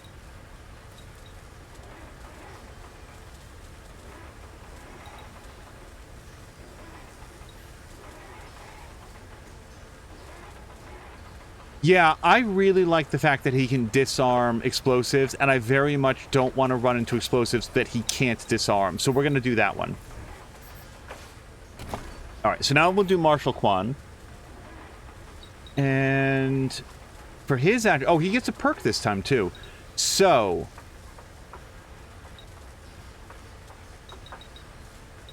Man, I don't know. We don't need his charisma because Drienne's already way better at that. So, coordination would give him more status effect resistance. Awareness is better perception, but I mean, Azric's really good at that already. And then strength he definitely doesn't need. And then speed. All right, I think it is going to be awareness then, because that gives him the range damage bonus and the extra hit chance, and that's sort of like where we have him slotted in. So we're going to do that. Next up for skills, he is very good at automatic weapons, but he's also been surprisingly useful at Kiss Ass. So I'm going to give him a point in Kiss Ass, and I am not going to worry about giving him a point in First Aid because Drienne has that on lock. Let's just let that ride, right like it is. And then finally for perks... He can do Puncturing Shot, fires an assault rifle attack that punctures through multiple enemies, hitting anyone in its path, deals plus 100% damage versus targets that are stunned or have damaged armor. Gopher Hunter seems really good. Enemies have 40% less benefit from cover when attacking them with assault rifles. That seems stupid good. He doesn't use an SMG. Gain 15% damage with submachine guns while not in cover. Yeah, that'd be a very Mia thing. That's, again, submachine guns would make a great secondary for Mia, except that now we have every reason in the world to keep her with 2 melee weapons attached. So, I like Gopher Hunter. That's devastating to the enemy, that they can not get cover as much. All right.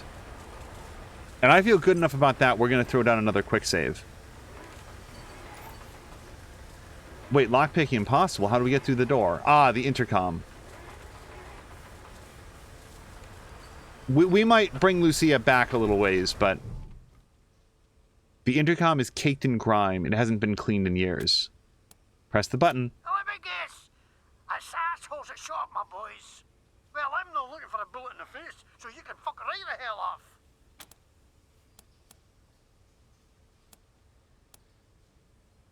Come on, don't make us break down the door. Oh, wait, don't. Goons are cheap, but good doors are replaceable. All right, come in. But I'm no helpless in here, I'm warning you.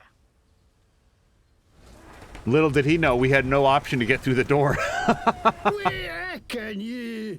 You're the ones who survived the Dorsey ambush. You killed Isaac Reed and his rich kid pals. You're bloody ruthless. Wow. If we did not have subtitles, I wouldn't understand a single word this man says. Bollocks. I'm screwed. Okay, you seem to know a lot about what happened to us. Did you help set us up? Or we have information that you've been working for the Dorseys, or you've got 10 seconds to tell us who let the Dorseys into the city. I like that option because it's very Mia, and also this man and his goons just attacked us. All we did was walk in. Oh, Carolina loves the accent. I like it too, I just don't... I wouldn't be able to understand it without some assistance. 10 seconds. But I don't know what you're talking about. Just leave me alone. Don't you know I'm under Farm Brago's protection? You can't touch me. So if we shoot you now, Brigo's going to jump out of nowhere and stop our bullets. We want to see that. Oh, that's another Mia response. And we're under the Patriarch's protection. Brigo wouldn't dare touch us no matter what we do to you. I like the first option better. Huh? No, I mean... If you shoot me, then he's gonna... what a lot of shite. This ain't fair. Everybody shuts on me, everybody. Okay. Looks like you got me at a disadvantage, so let's make a deal, eh? You push flaps drop me enough to skip tune, and I'll tell you what I can. I'm not paying you $500. Are you high? I'm not paying you $300. No way. Absolutely not. Start talking. We do you like we did your boys. Yeah.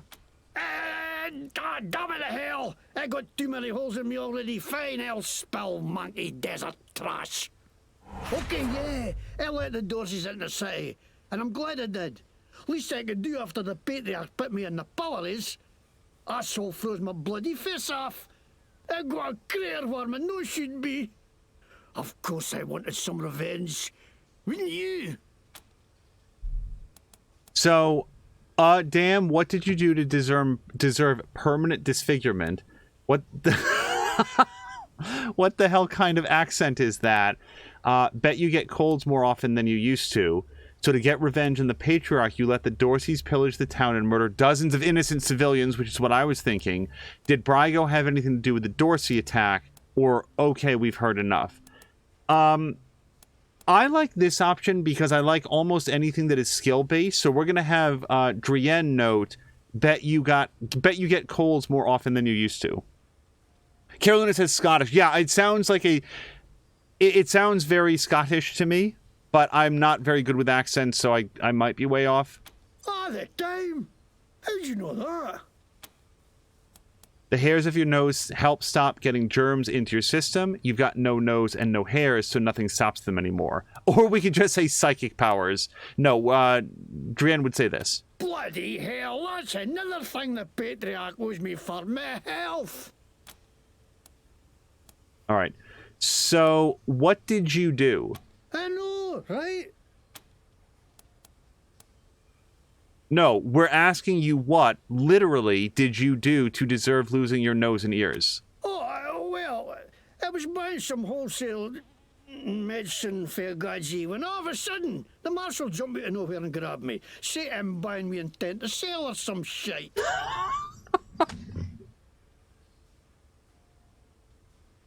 It's just without the subtitles, I would have gotten none of that at all.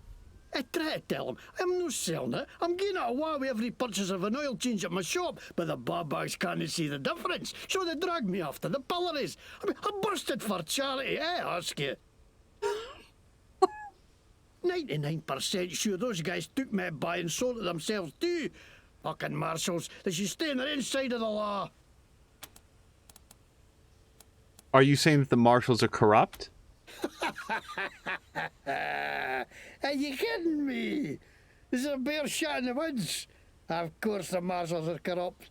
They work for the patriarch, don't they? And he's the most corrupt tallywasher of them all. You think he's the great feather who takes care of the people of Colorado? Utter shite.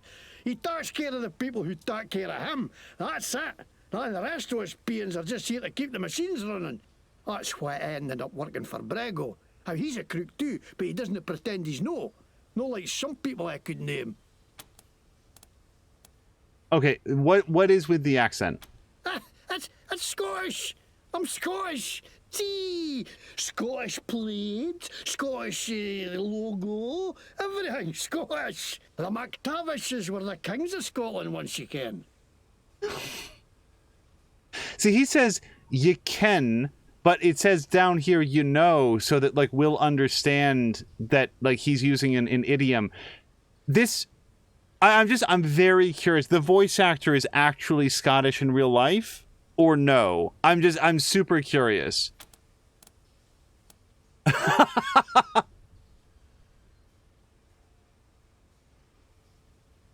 That's Scottish? It sounds like you're eating a sock. It's Scottish. I learned it from a video Braveheart, which was right there when they made Scotland. It's got to be right.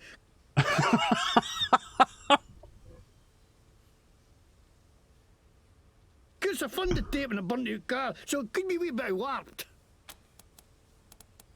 What year? What year's Braveheart made that this is after the apocalypse? I guess it's like hundreds of years into like a couple hundred years in the future, isn't it?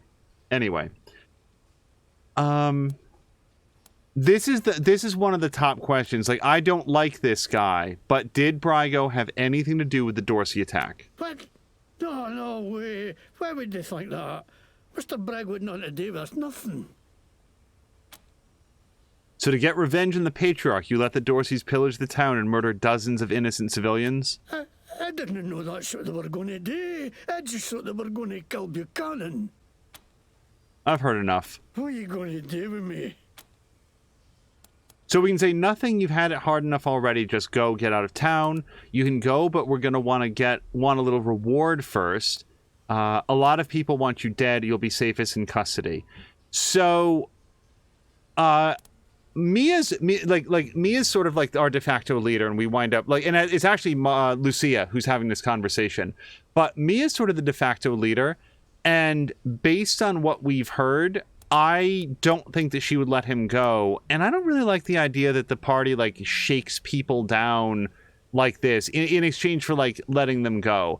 Also, I don't think that either Quan or Lucia would like it, and bear in mind they're NPCs with their own agendas, so this man will be safest in custody. Custody, you whores! Didn't I tell you what you want to know, you fucking lawmen are all the same?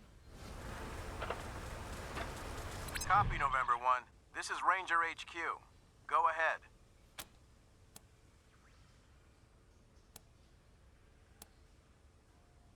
I don't know what if... Oh, so we could have the Rangers do it or the Marshals. Well, he feels that the Marshals are corrupt. I don't get the sense that the Sheriff is, but the Sheriff is in real tight with the Patriarch. So regardless of her personal morality, if the Patriarch says to do something to this man, she's liable to do it. So we're going to have the Rangers pick him up. Copy that, Team November. Arrest team from HQ is en route. All right.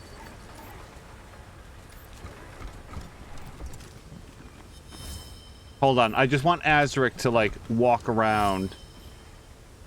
What is that sound? Swing. I want to make sure there's no traps in here. What is that sound?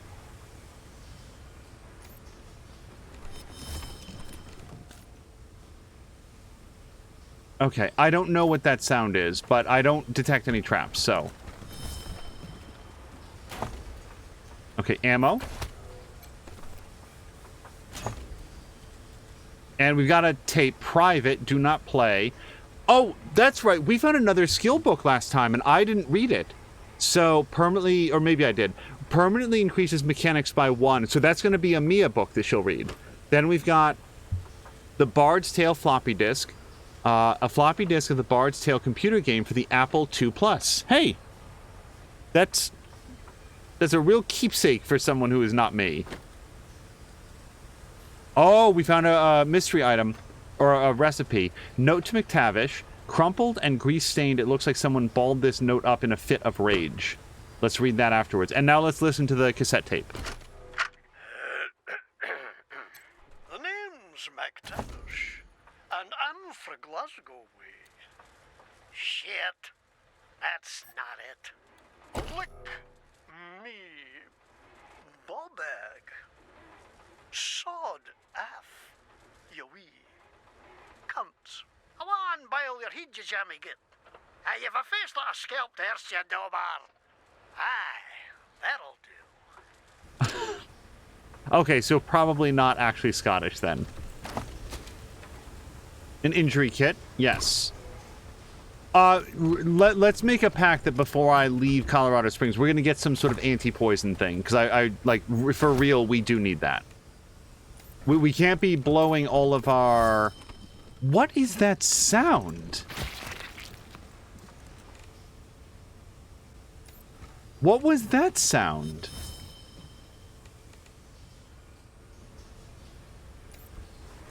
Does anybody see anything?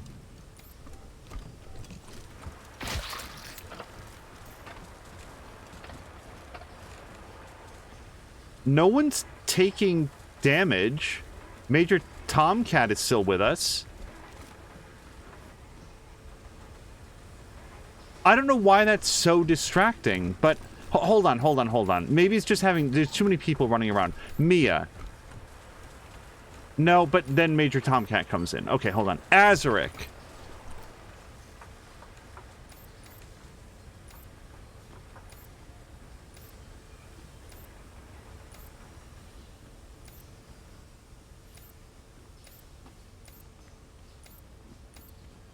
I have no idea what's causing that sound. Okay, I'm going to walk away from it now because we don't need to solve this mystery. So, machine shop is done. And that was bracing. We got like some cool stuff in there.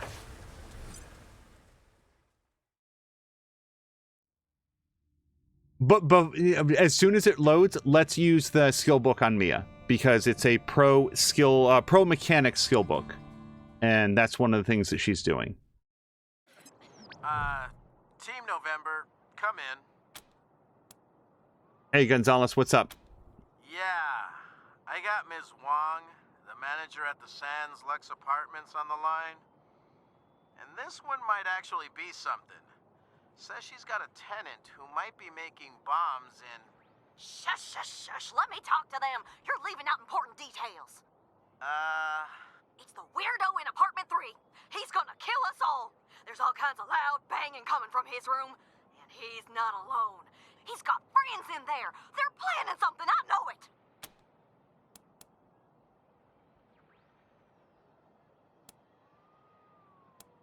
Yeah, I don't want the marshals to go. We'll be right over. You will? Oh, I knew you guys were better than the marshals. Come to the Sands Lux Apartments now. That loony's liable to blow the whole place sky high. Okay, so I don't know, but I've played enough games like this where when you get told to do something right away or like this is important, there can be sometimes an invisible timer, and if you don't go do it, it can like go wrong. Sorry, November. Over and out. In downtown Colorado Springs. What do you mean by sorry? Okay, stop for 1 second. We're going. So I do want to get some poison antidote as well. Like we're not going to run off half cock, but we're going to do it next. So let's go to where's the book? Do you think miscellaneous? Yes. Okay. So Mia's selected. I'm just going to make sure that this happens correctly. Mia has 4 points in mechanics. Now Mia's going to have 5 points in mechanics. Yeah. Read. Yeah, good. Okay. Oh, wait. Oh, hold on. You guys, I just thought of something. If we... Oh, this is so stupid. You guys are gonna hate this, but, like, when you... Oh, was it 3 points to get up there? Or was it 5 points to get up there?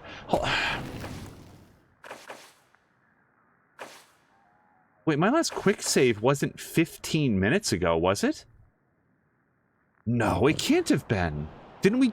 Okay, forget it. Here's what I was thinking. I was thinking that because the cost of the mechanic skill goes up, would it be better to wait until the next time we level it up and then take it? But I feel like...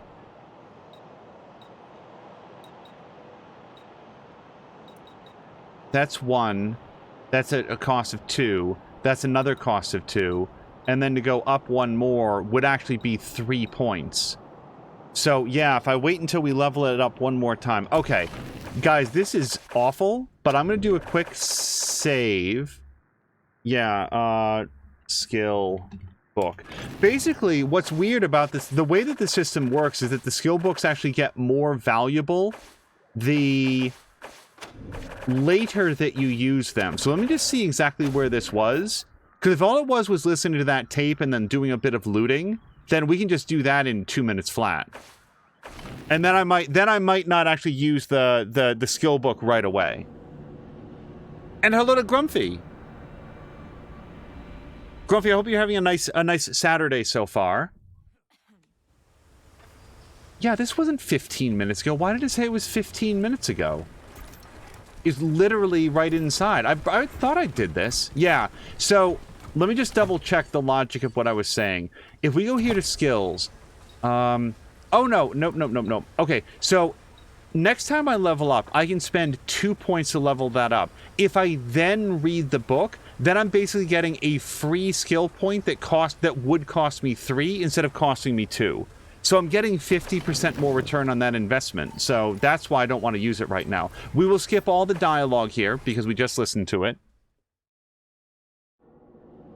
Grumpy, just in case you are just coming in, the dialogue is that there's somebody allegedly building bombs at the apartment building in downtown Colorado Springs. And that's the conversation we are about to skip. Team November, come in. Yeah. It's the weirdo in apartment 3. We'll be right over. Okay, just like that. See how easy that was?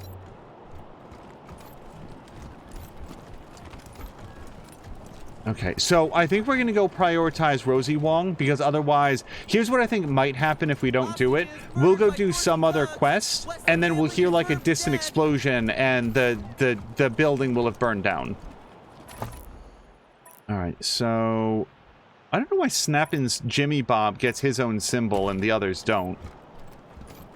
Maybe I'll join the parcels. Because there's actually a few different merchants around here. I think we're looking for, like, Madam Milkteeth. I'm pretty sure that's the character that does that. Although, this dude sells a lot of different stuff. So, let's go to... yeah, it should be usable items, right? Except this is all, like, smokes and snacks.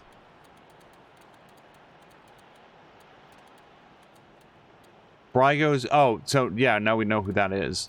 And, yeah, so, this is not who we want to talk to. We want, Madam Milkteeth, who I think is... Here we... Yeah, Mary Milkteeth. Yeah. Welcome back, children. Had another rough night? Here you go, children. Salvation is at hand. Boer's Light. Yeah, nope. Nope. Boer's Antidote. So, oh, it's $15. But here's the thing. I haven't found any anywhere else. So, yeah. I'm going to buy... Just make sure that Drienne is selected, even though it doesn't seem to matter. Also, Drienne did get an ability to, like, we get a discount when we buy more things at once. So, I don't know exactly how that works. I guess we're about to find out. That costs $15. Buy. Oh, and we can buy some Yeah, look, 1 is 15, 2 is 24, 3 is 36. Yeah, so let's drop $50 on this. Basically $48. That'll give us some antidotes, but we're not breaking the bank if we happen to find some later on. I'm not kicking myself. All right, that seems pretty good. Now, the only other thing would be some more med hypos, because I think we've only got 3 for the whole squad, and that's not a lot. So let's see if we can buy some of these.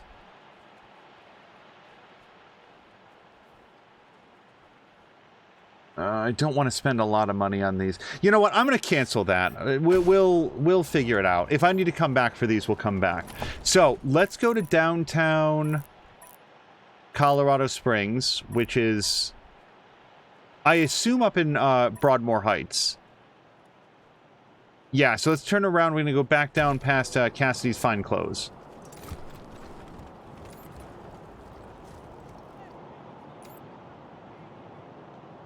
Yeah, right here.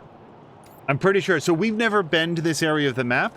I was actually specifically holding it off.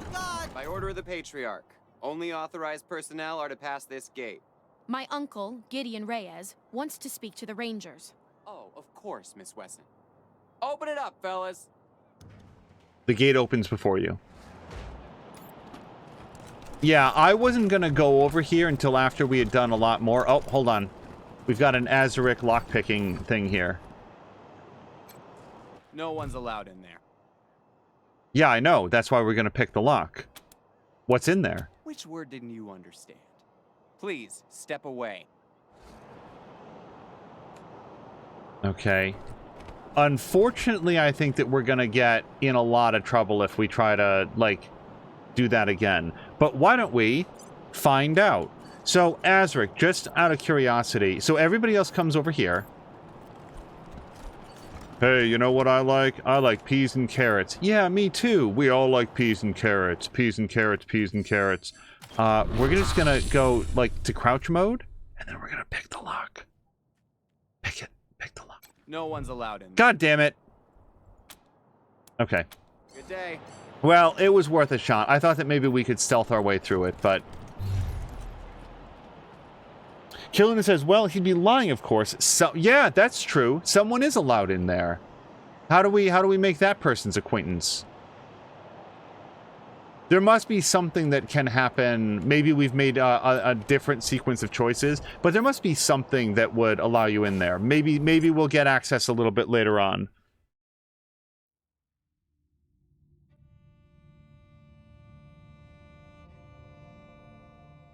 I actually had a really good night's sleep last night. It was like perfect sleeping weather. I don't know where the camera has gone off to. Okay, hold on. There we go. Okay, so as expected, it's the ritzy part of town. Too soon to be back. Actions professional. Are you sure you're in the right part of town? Do you have permission to be here? Oh, hold on. The windows are thick and double paned. No expense was spared to keep out the cold. So they killed the Wessons, the Schulers, the Jacksons.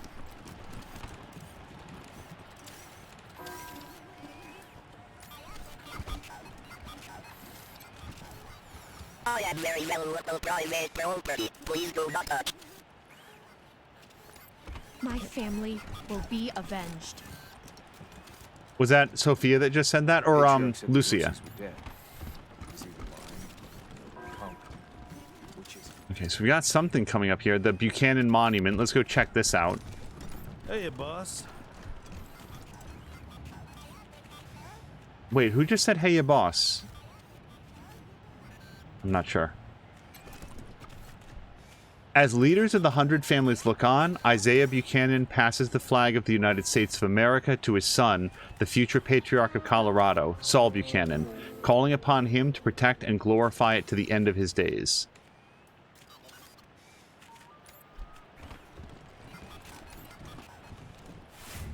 Oh, hold on.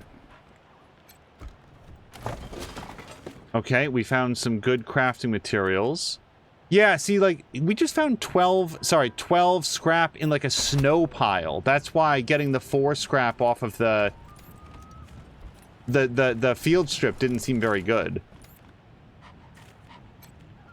The statue's been weathered by time and the elements, but you can still see the resemblance to the Patriarch. That's a Patriarch bust. Don't piss off the families and we'll get along just fine. You mean piss them off more than murdering all of their traitorous children who got everybody killed? You mean more than that? Because, yeah, I totally murdered all of their children.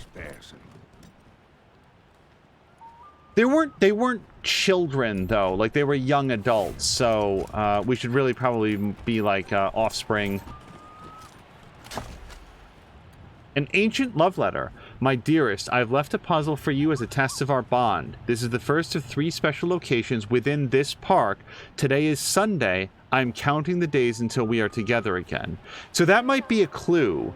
This is Sunday. Counting the days until we're together again. So, I mean, I don't know that that's going to be something that makes it easier or harder to find, but we'll take a look. Okay, hold on. We found a cassette tape, so we're going to listen to this. It's called Best Game Ever. You descend the narrow stairs and find the door to the bunker slightly ajar. I listen at the door. Make a perception roll. It's awful dark out here. Maybe we should go inside. This was your idea. You said it would be cool to play a game in the park. I got a 15! Do I hear anything? You hear a faint scraping sound inside. Like the sound of a skeletal foot dragging across stone. It's coming closer. Did you hear that? It's just the wind. Ah! A pale dog! There's a pale dog watching us! What? Where? I don't see... It's coming after us! Run! Alright, apparently that was the best game ever. LB. Oh gosh, I hope that's not Littlest Bug. That would really be a depressing thing to find in the world of Fallout, Wasteland 3, would be the grave of Littlest Bug. Tree. A plaque on this tree says, planted on the day of the Patriarch's birth, Tuesday, April 18th, 2028. This may be one of the 3 locations mentioned in the ancient love letter. Examining the tree carefully, you find a box that someone concealed in the trunk. The wood has grown around it, but a tiny keyhole is visible through a crack in the wood. No, okay, we can't get in there yet. So, like, you know what would be super helpful for me? If, like, the people who are the characters could help me remember some of this thing. Azaric, can you possibly help me remember? And if not, then, like, because he might have stepped away. Brian, Caroluna, Grumpy, can somebody remind me that when Azaric gets up to lockpicking 6, we want to come back to the tree? Look, Mia would just, like, reach in there with, like, a Bowie knife and stab the box open, get it that way. No time for any of this lockpicking business. Okay, yeah, we can't go farther back there.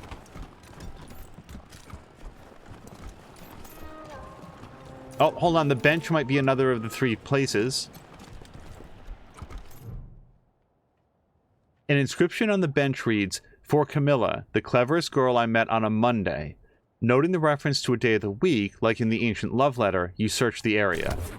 Wedged underneath the bench. Oh, we found a key! Okay, hold on, maybe never mind. You find a small ornate key. It looks like it's been here for a long time.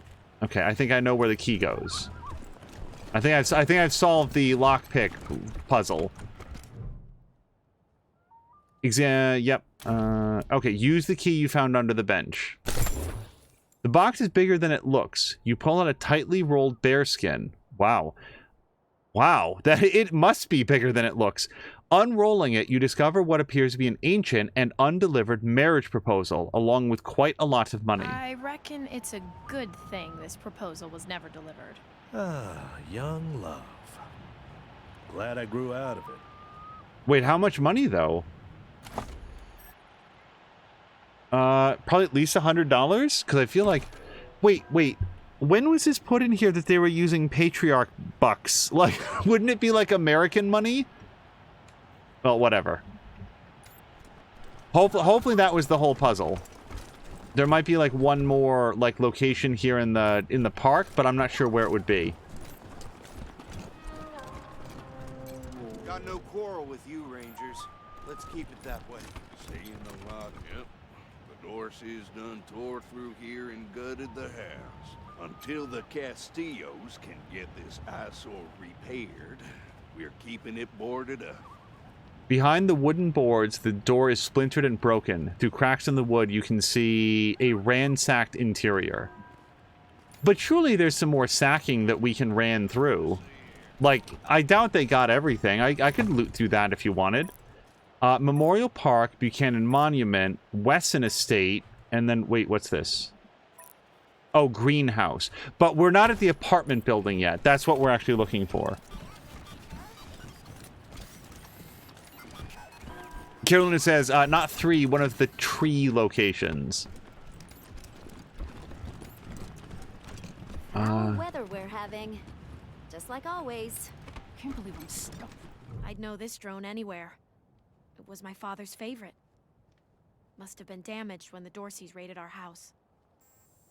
The drone is clearly malfunctioning, vibrating against the cobblestones as its speakers emit a faint, continuous squeal. You're not supposed to touch that. It belonged to the Wessons. I've got orders to keep everyone away.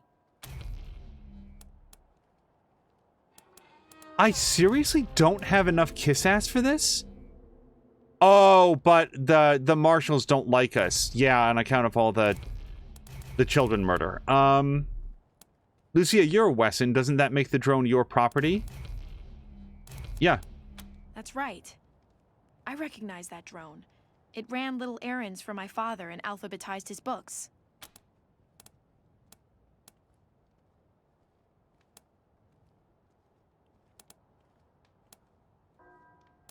Staring expectantly just seems, like, unnecessarily passive-aggressive. This person didn't know or recognize Lucia Wesson. She was looking at Mia. Are you going to stop Miss Wesson from accessing your property? Like, we're just very matter-of-fact about it.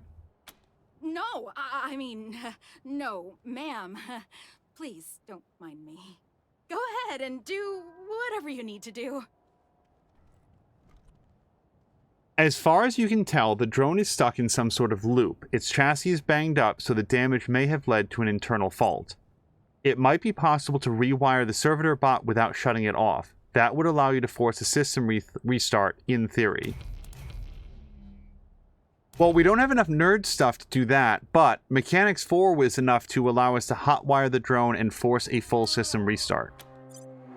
You smell burning plastic. After a moment, some internal fans kick in and the scent fades. Hey, look at him go. Yes, I will look at him go. He said something about, well, actually, it had nothing to do with treasure, so don't mind us. We're gonna go make a dental appointment. That's what this thing was gonna go do. If this thing leads me back to the tree, I'm gonna be a little bummed out.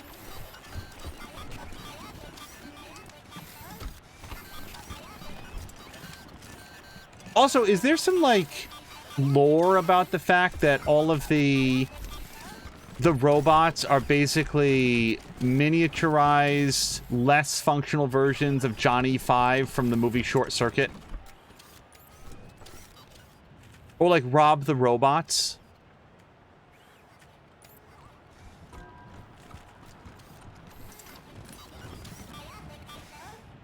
Objective complete. Current location located treasure. Okay, diggable. Hey, whoa! We got a level 9 submachine gun. Leave nothing behind. A brazen attack that fires twice as many, but has a negative 35% hit chance. Oh, and we got a tactical light, too. Okay.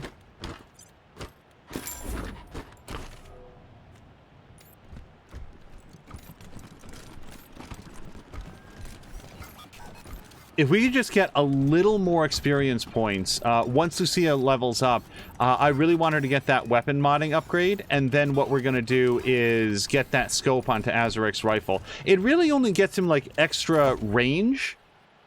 Hold on, what do we think this is over here? This looks a little bit like an apartment. No, this is like a big church. Okay, let's skip the church for now.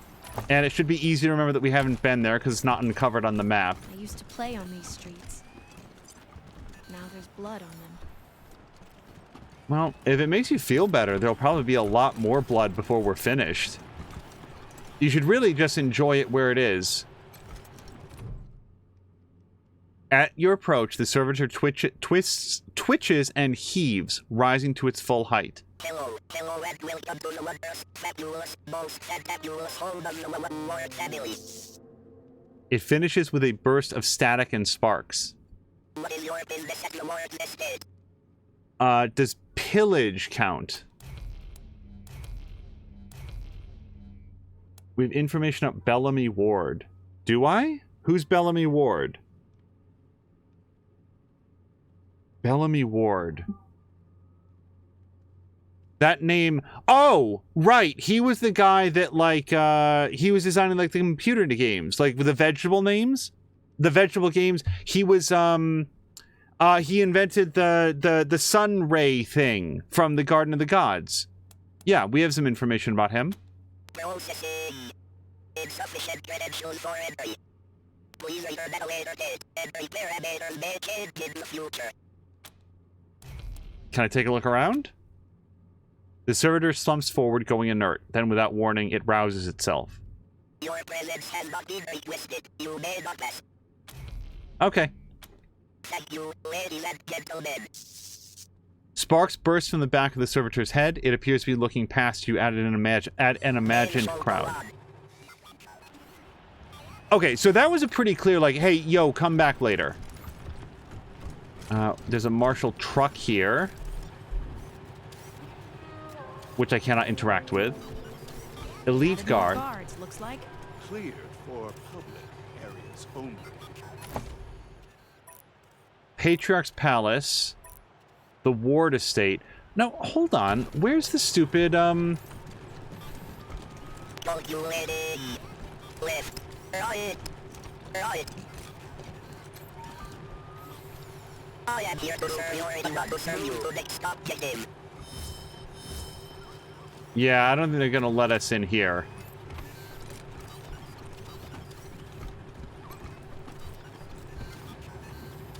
This is a lockpick, so Azric's doing this part. Okay. Not a lot for a level 4 lockpick, but it's better than nothing. And some more ammo. Well, I'll always take the ammo.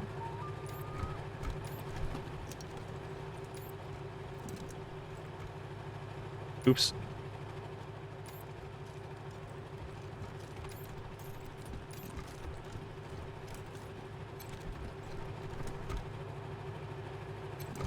The Patriarch likes it quiet. So... Oh, it still isn't Joe. Hello. Yes? Oh, hello. You must be the Rangers. I'm Diligent Joe, the Patriarch's personal secretary. I make sure only people who have official business with him get past his door. You, due to the importance of your mission, have Mr. Buchanan's leave to enter as necessary. Of course, that privilege could be revoked at any time, but for now, please go on in. Hello, Joe. Ah, Miss Wesson. You have my deepest sympathies on the deaths of your family. Thank you, Joe. So normal folk can't go see the Patriarch? It used to be that we held town hall meetings where citizens could bring their grievances before him, but that practice has changed in the last year or so due to security concerns. Good day. Okay. Yeah, this doesn't seem like where I want to be, so I'm just going to sort of mentally note that we haven't been here. How did I get so far away from... At the Sands Lux Apartments in downtown Colorado Springs. This is clearly not the correct place.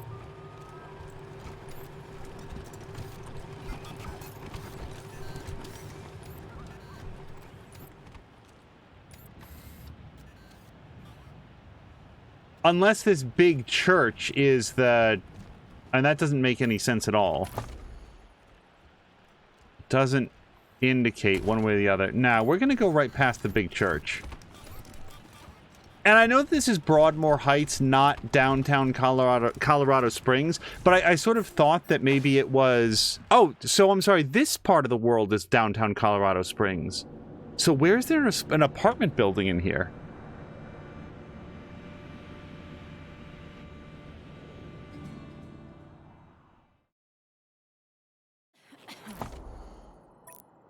Heritage Museum, Market Square, Arapahoe Garage, Fine Clothes. What is this? Marshall Station, Pillory Square, Ranger HQ, Machine Shop, Broadmoor Heights, Colorado, Garden, Little Vegas. Does anybody know where the apartment building is? Dorsey's flee the city.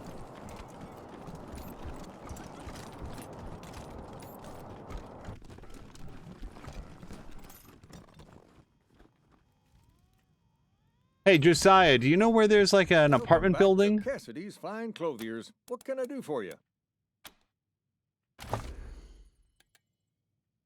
Okay, yeah, he's got some weapon, or sorry, some armor and armor mods, but we're just gonna walk right past that.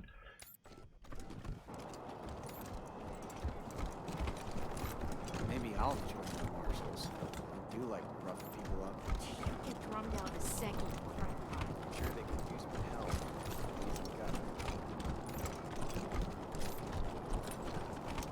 Ah, here we go. Okay. It's just not marked on the map, which is fine. I don't mind exploring. This is the Sans Lutz Apartments. Who's there? Desert Rangers from Ms. Wong. What? You're here? I don't believe it. Come in. Come in.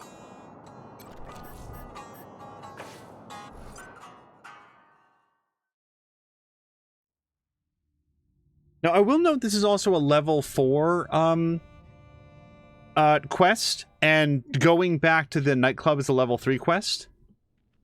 Rosie Wong is waiting for you when you enter, smoking a cigarette. She smiles when she sees you. Her teeth are the color of caramel corn. I can't believe you came. Those goddamn marshals never come. They think I'm a pest. I'm vigilant, is what I am. V-I-G-I-L...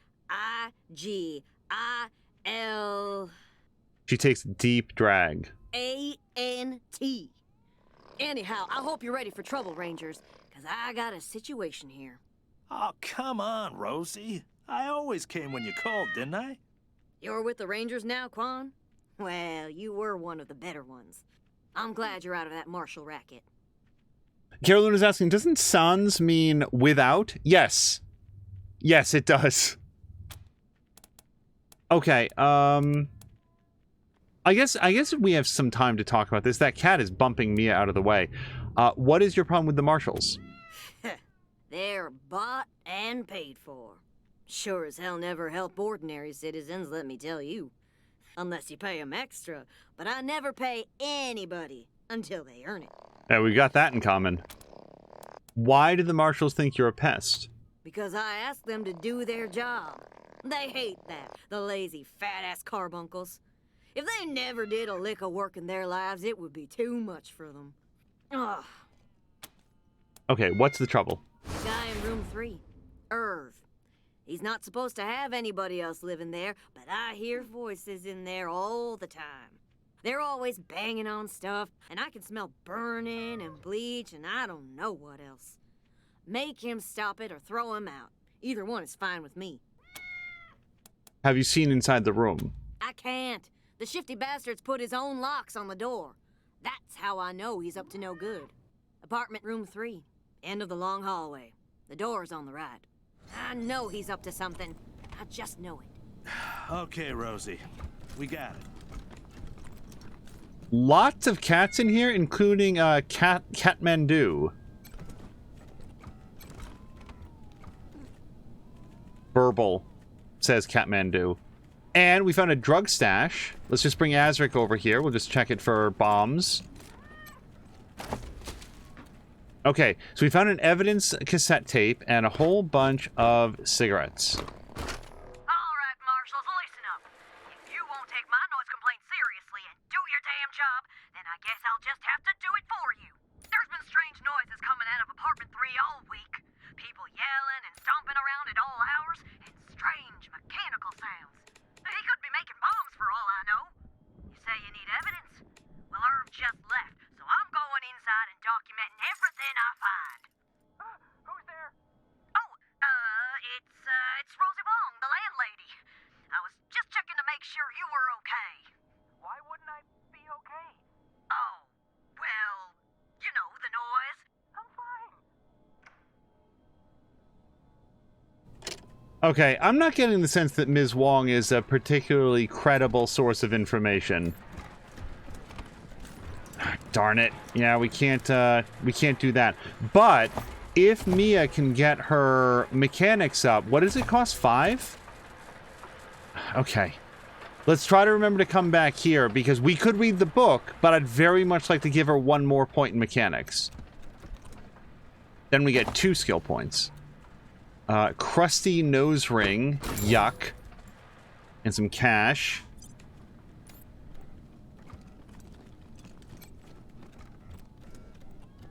Fuck off. What? Did he say that to me or the cat?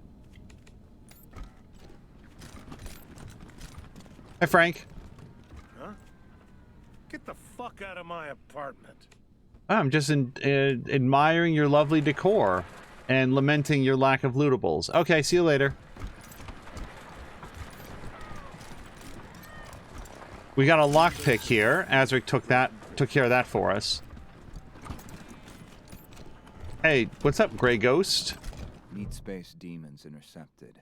Display rendered object and assigned to translation vectors. This hooded figure peers at you, unblinking, and proffers a simple metal case. He seems to want you to take it. What is this? Redundant variable detection grid populated by live stream data. Thanks. Alert. Do not delete local references to object. If memory allocation is null, then unhandled exception occurs. It appears he's telling you not to open or discard the case, or you'll face some sort of consequence. He turns back to his terminals and seems to forget you're in the room. Doxy-compatible comments to the affected keys, visitor. Okay. It's just a perfectly normal interaction with a human being. So, here's the case. Mysterious case. An unadorned metal case given to you by Satoshi. He asked you to hold on to it and never open it. Okay. I do see that it's worth $3,000. I will hold on to it and not open it. All of these computers appear to be networked together. They're running completely unrecognizable streams of code. And that is everything in the room.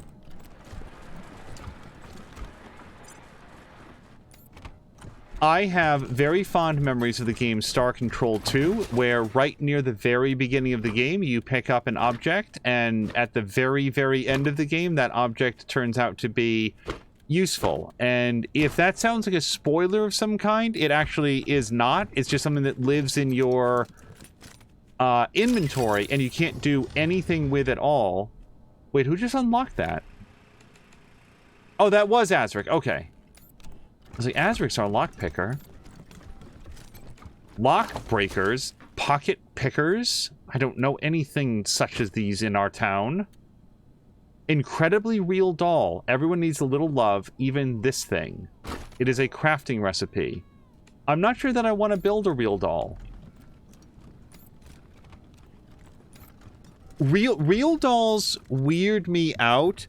And it's not for the reason that you might think. If a person wants to have a real doll and that's like their thing, go nuts. Whatever. It doesn't bother me none. But it's the idea that this is a commercial product that is tested. Wait, alarmed? Who just got alarmed? I didn't do anything. It's the testing of it that, like, people work on and workshop, like, how it feels and moves. It's incredibly gross.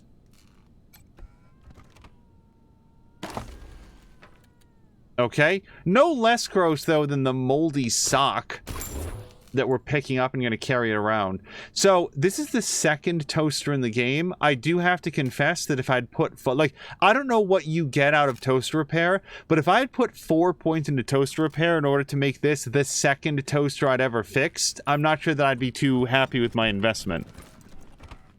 Carolina is saying Star Control 2 is not exactly a new game. No, but...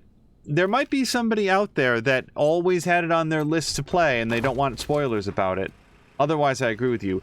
Meat Pies, How to Make Pies from Scratch by N. Lovett. An illustrated cookbook of meat pies from around the world and step-by-step recipes. Okay. I have a feeling, like, when it says alarmed, like when we were walking up, I just have a feeling, so what we're going to do is, we're going to have Azric come here.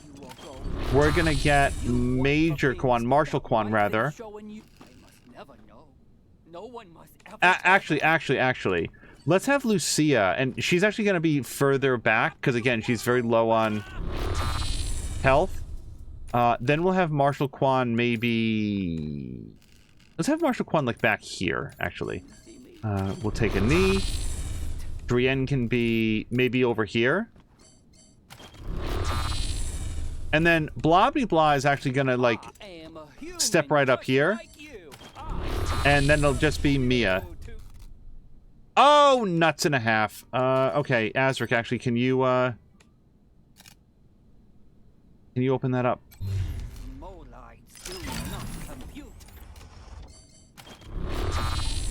Okay, Mia, it's all up to you. Oh! Okay, hold on.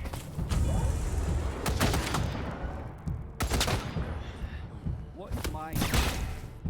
Why don't you tell me my name? So I hated that. So much. You have been the most gracious of hosts. One of your rangers has been downed. Rangers are down when they reach 0 con. They'll stay down. Yeah, they did see us. They'll stay down for several turns before becoming incapacitated. If another character can reach them before that happens, they can spend some of their action points to revive them. Yeah, but I'm just going to reload it, game. I'm just letting you know. Upon being revived, your characters will suffer a lasting injury. Injuries can only be removed with an injury kit item or by getting treatment from a doctor NPC.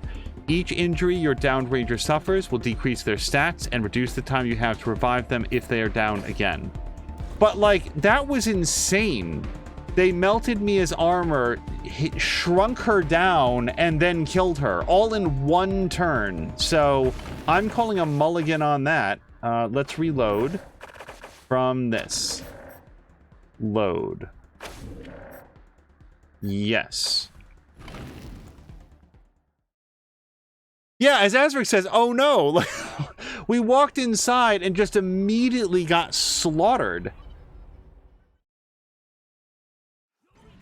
The secret at last. Okay, so... Sunday, nitro burning funny cars. Do you know... how do we do better than that, though? Do you like the things that wife is showing you? Okay, I guess just fight is on now. Also, I didn't mean for everybody to come in.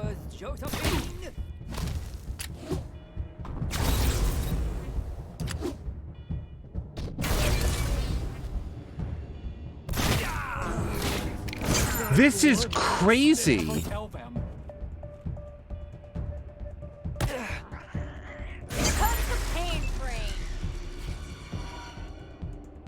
Okay, so among other things, what does it mean that we're shrunk? Evasion plus 15%, melee damage bonus, yeah, negative 35% damage. Everything is cuter when it's smaller. How long does that last for? 3 turns? Okay, it's just, guys, there has to be a smarter way to handle this. Like, why did Major Quan run all the way over there? I'm calling a... We gotta figure this out. Those are some serious workers. Yes.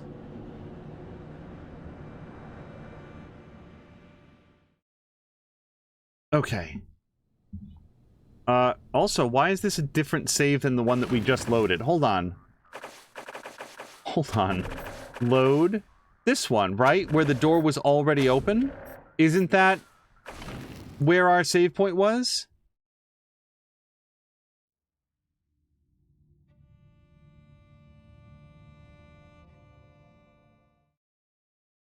Okay, yes. All right. So, just Mia. Oh, God damn it. There's got to be a better way to, like, approach this.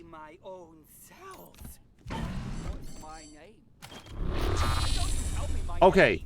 There's an alarm there, and that's what was getting us. Okay. Wife is showing you. Okay. Azaric, you can disarm this. Why don't you tell me my name? Okay. Was Josephine. Home again, juggity juggity jug. Sacramento, California.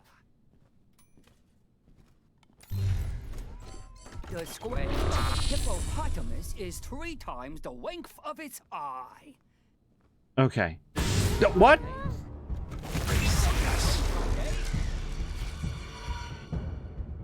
Okay, so...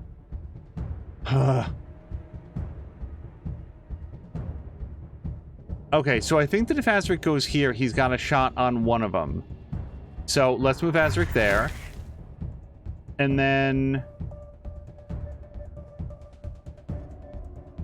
He's only got a 50% chance. Well, let's give it a shot, I guess. Nope. Okay, and Drienne also got a good thing. So, Torrent Strike. Charge up this ability, fires a torrent of death in a wide area. Okay, well, screw it. Let's give it a shot. Not a long enough area. Whoops, was the trouble. So...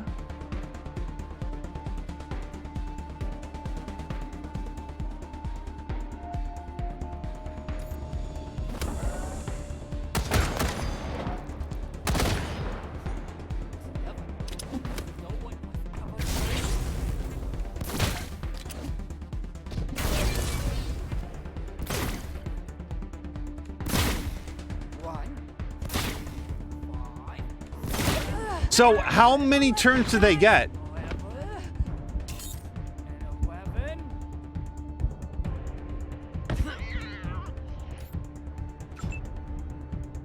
Okay, so... Drienne's in a real bad way. Yeah, Stamler's saying time for a mulligan. We're figuring it out, but I saw when Mia came up here, there was like a red detection circle, but then when like nothing showed up, I was like, oh, maybe it'll be fine. And no, it did actually detect her. So Mia is also shrunk, so we're kind of screwed. Now, we don't have to like stay in here and have this fight. Like, we could just walk right back out and it would be fine. Azaric, however, has not been shrunk, so yeah, he could come here and then take a shot at that guy.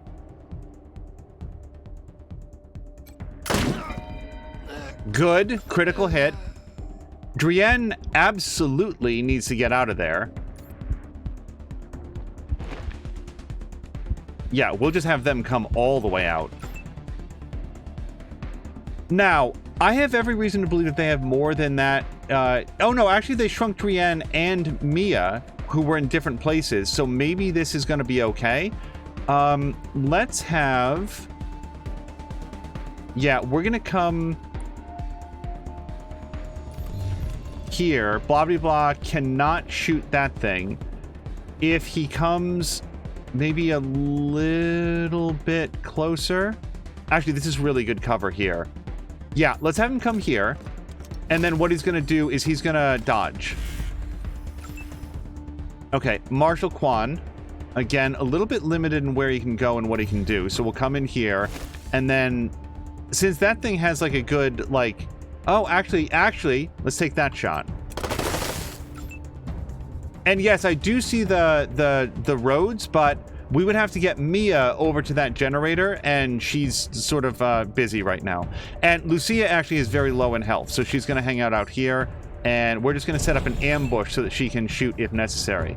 Now, if Mia could get over there, then she could disable that, but I don't know that she can do that on this turn. She does have a big dodge bonus right now.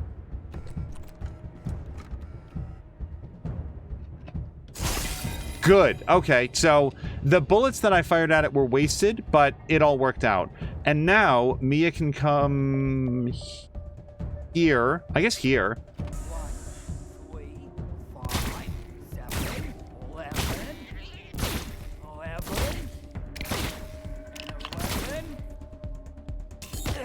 It's really cool that they get to fire like 18 times. Chivalry is saying, you know you live in the country when a weasel runs through your living room. Wait, did that happen to you, or is that a reference to Major Tomcat? Okay, hold on. Azaric. So, Azaric doesn't have the cleanest shot on either one of them. But if Azaric sets up a sniper shot, sorry, an ambush shot, I think that's definitely going to hit because he gets to burn a lot of hit chance points. So we're going to do that. Okay, Drienne. Drienne could heal themselves. I think what we'd rather have them do is like get into a position where they can have their leadership bonus apply to everybody. So yeah, let's have Drienne. Oh, God, this feels stupid and risky. Let's have Drienne come here.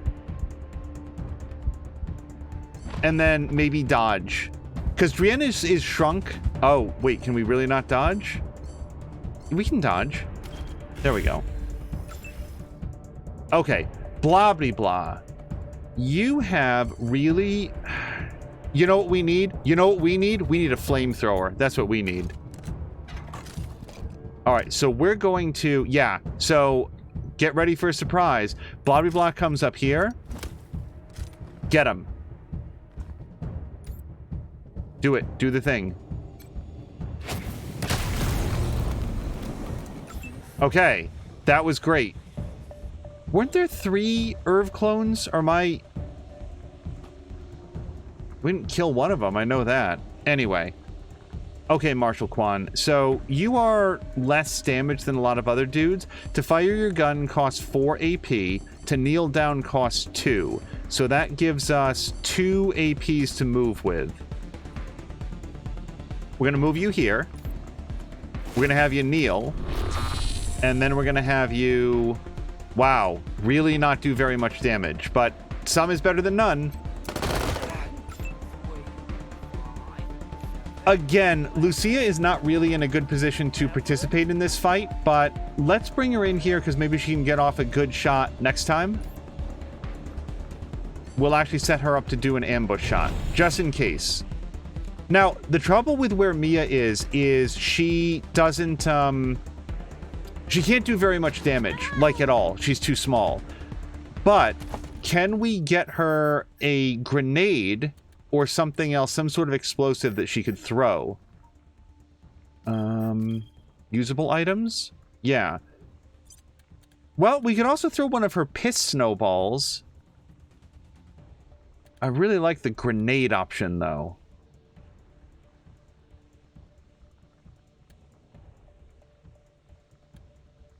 Are they already on fire? No, they got, like, frozen. Hold on, how do I see what their deal is?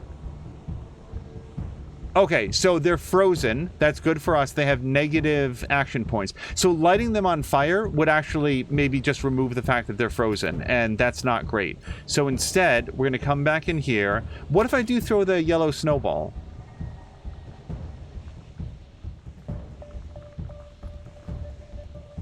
Yeah, do it. Okay, that did not appear to give them any new problem.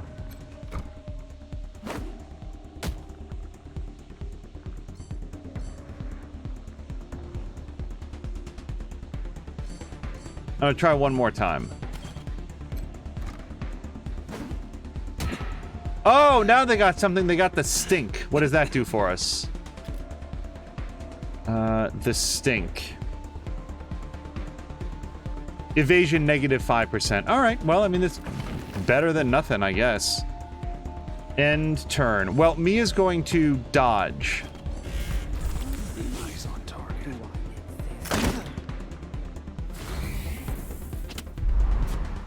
Oh, and they heal themselves. That's great. No one can ever tell them. Sunday, nitro burning funny car. I really dislike.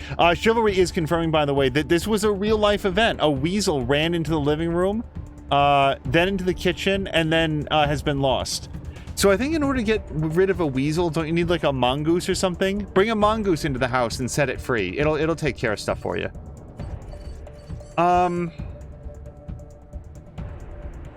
God damn it, we can't do any damage when we're shrunk down. Nuts. And by the way, Major Tomcat is also gonna die here. Like, this sucks.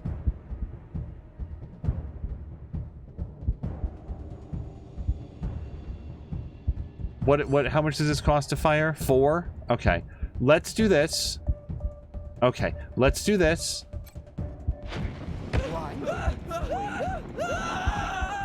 And then blah blah blah needs to get as far back and away as possible. Okay, Marshal Quan. Yeah, actually moving up doesn't markedly improve our chances of hitting. So instead, let's see if we can kill one of them. How much fire damage how much damage does fire do? Do we know? Negative 15%. Okay, well, let's see if we can hurry that along.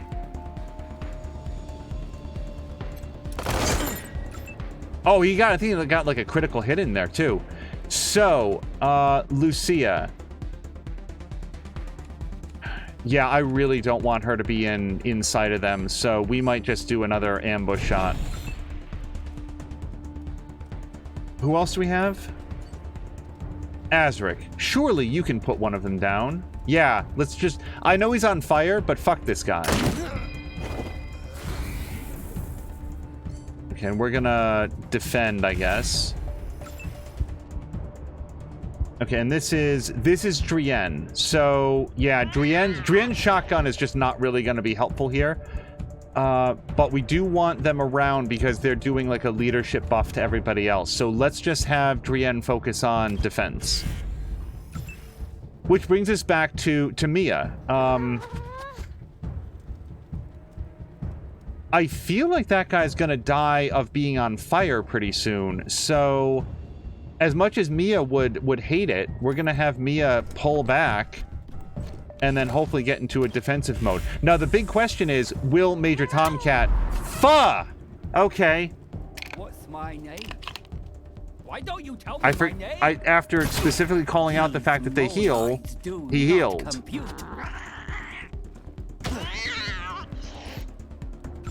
Okay, well, Mia's regular size again. Major Quan has some sort of bad thing. Damaged armor.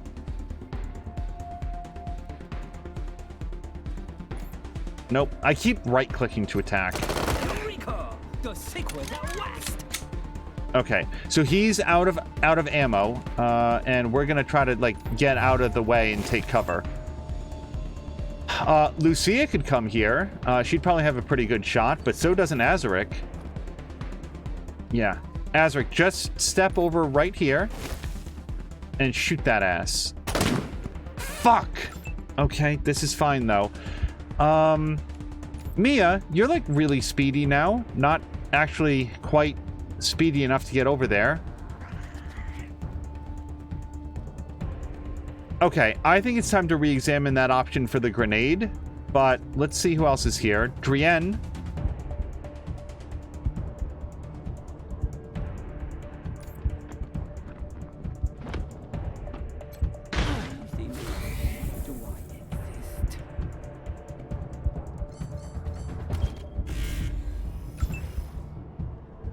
Okay, blah, blah, blah. Can you switch back to your heavy machine gun?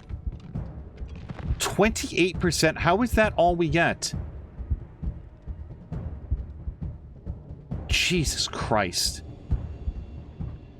Okay, what if we switch back to this then? We're out of ammo for that, so we'd have to reload.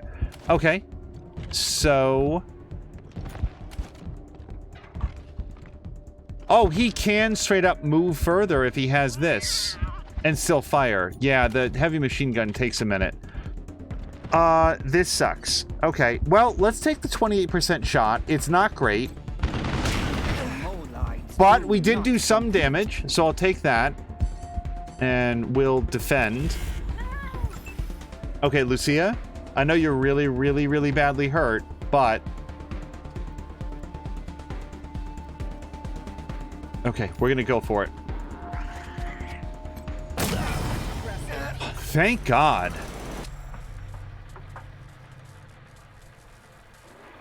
Fox McCloud is saying, can't you target the area instead of a target? With like, the flamethrower? Or something else? Chivalry said her first question was, aren't they like a ferret? So yes, she would want to keep it. Oh, and that was in response to Azra's question, is Mia gonna want to keep the weasel?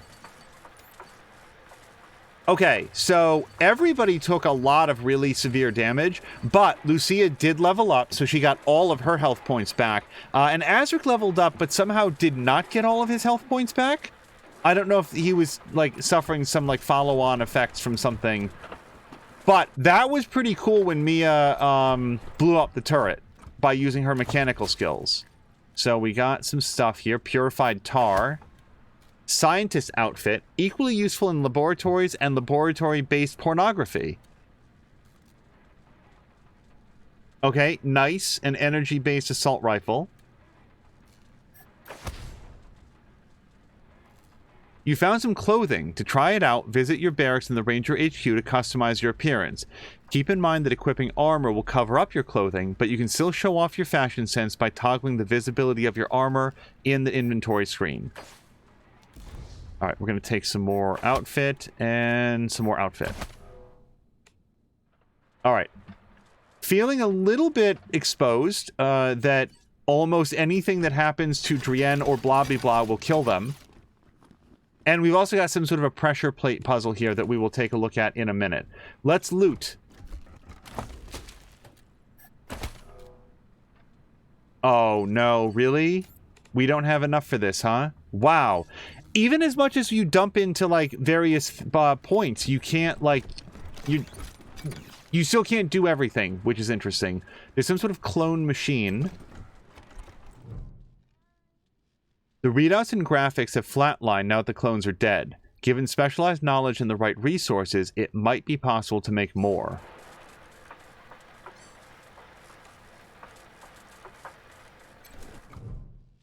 That's it? Okay. We can look at the research notes and then also look at the pressure plates. On the desk, you find a chaotic mess of ancient dot matrix printouts, scientific journals, and dog-eared books. Notes are scrawled upon them in a wild, childish hand. A computer awaits a button press. Sure. Did I save it after doing this? I hope so. The computer instantly returns with bold blinking text.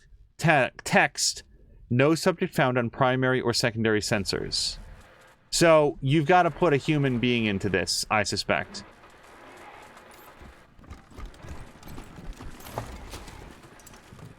Okay, ammo. And some containers here. The Clown's Guide to Paint, Makeup, and Acid. 1984's top seller. Now you too can look like a clown. Then we've got some confetti grenades. This grenade looks exactly like a normal grenade in every way, except that it explodes in a shower of confetti. A harmless prank, unless you count giving your friends a heart attack. Okay. I mean, I'll probably sell that, I would think. Turn your Jan into a Marcia. Or Marcia. Okay. It's a Brady Bunch reference. A self-help book for the trials and tribulations of being in a large family.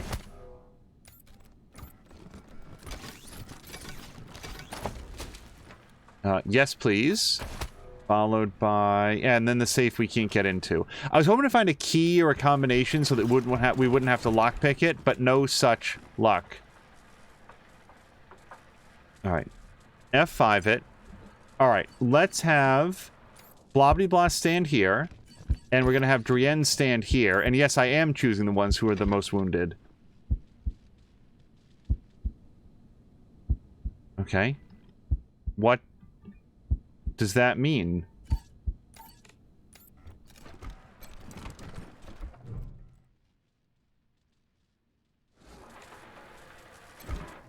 Yeah, there's no, like, So you stand on each of those. Oh, maybe... Oh. Now we can come over here and talk to the computer. Yes. Begin. The computer analyzes both sensors as large volumes of data fill the screen. A small thermal printer begins to spew out reams of information-laden paper. The text is thick with mind-numbing scientific jargon, charts, graphs, cryptic electrical and anatomical diagrams, and some printouts, reference books, and notes on the table. The titles of the textbooks stand out. Cloning in Our Time, Dream or Reality, Robotics, Cybernetics, and Cloning, The Future is Now, Cloning Theory and Practice, Life Everlasting, Business Prospectus, A New You. The list continues, but one component remains the same, the name on every title page, Professor Erwin John Finster, Ph.D. Every ranger knows the name of Erwin John Finster, the director of the infamous Project Darwin, and an old enemy of the Desert Rangers. Rosie's tenant Irv has some explaining to do. Okay. And so now that's it. We've done everything that we needed to. We got the information. Yes, okay.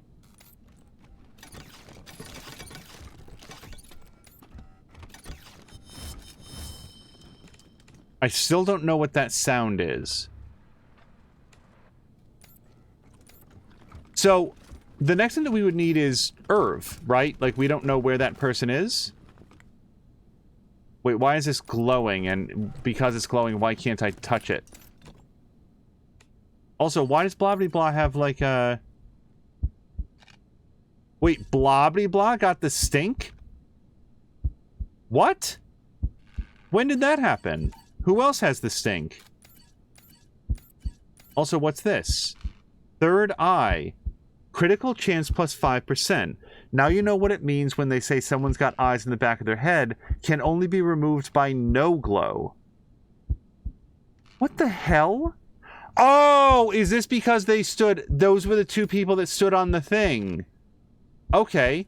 So, Drienne got bonus critical chance, and Blah got stinky. Okay. It did not occur to me that that was going to do something other than analyze them. Carolyn is saying maybe leveled up and then got shot afterwards. I guess that must be it, Carolina, in terms of like what happened to Azaric. I guess I just thought that the level up would have happened after the combat, not in the middle of the combat. But there's no reason that that has to be true, so you're probably right. Yeah, and we're going to have to do some major healing after this. So, Rosie, where's Irv? So, what'd you find in apartment 3? Was he making bombs like I said? He wasn't there, and it's weirder than that, or it's not safe in there. Please stay out until we find him. Oh, his security deposit's not gonna cover the repairs, is it? If he wasn't in his apartment, then he's probably at the bookshop in Market Square. Look for a skinny guy, always wearing a lab coat. Let me know what happens. Also, it does make sense. Remember the recording that we heard where she was like, this is it, I'm gonna go into his place and find out what's really going on, but then when she went to knock on the door, he was, like, there. Also, sorry to, like, but, like, do we think the cats are clones? They do all look exactly the same. Yeah.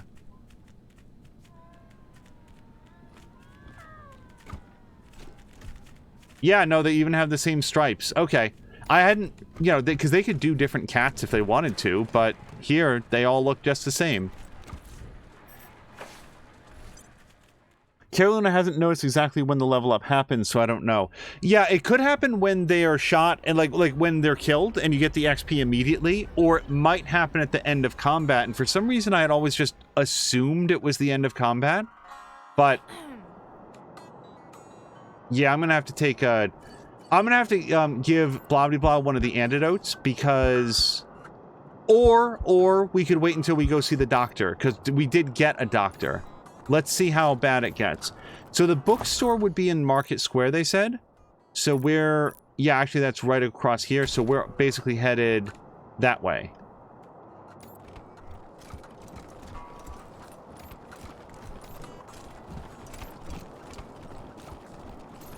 Does this cat look the same?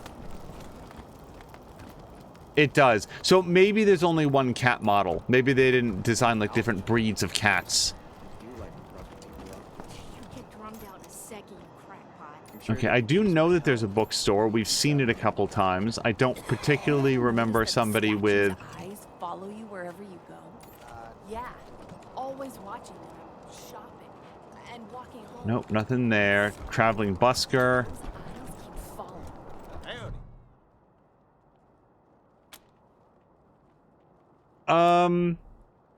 I'm just slightly worried that the busker song is going to be copyrighted somehow.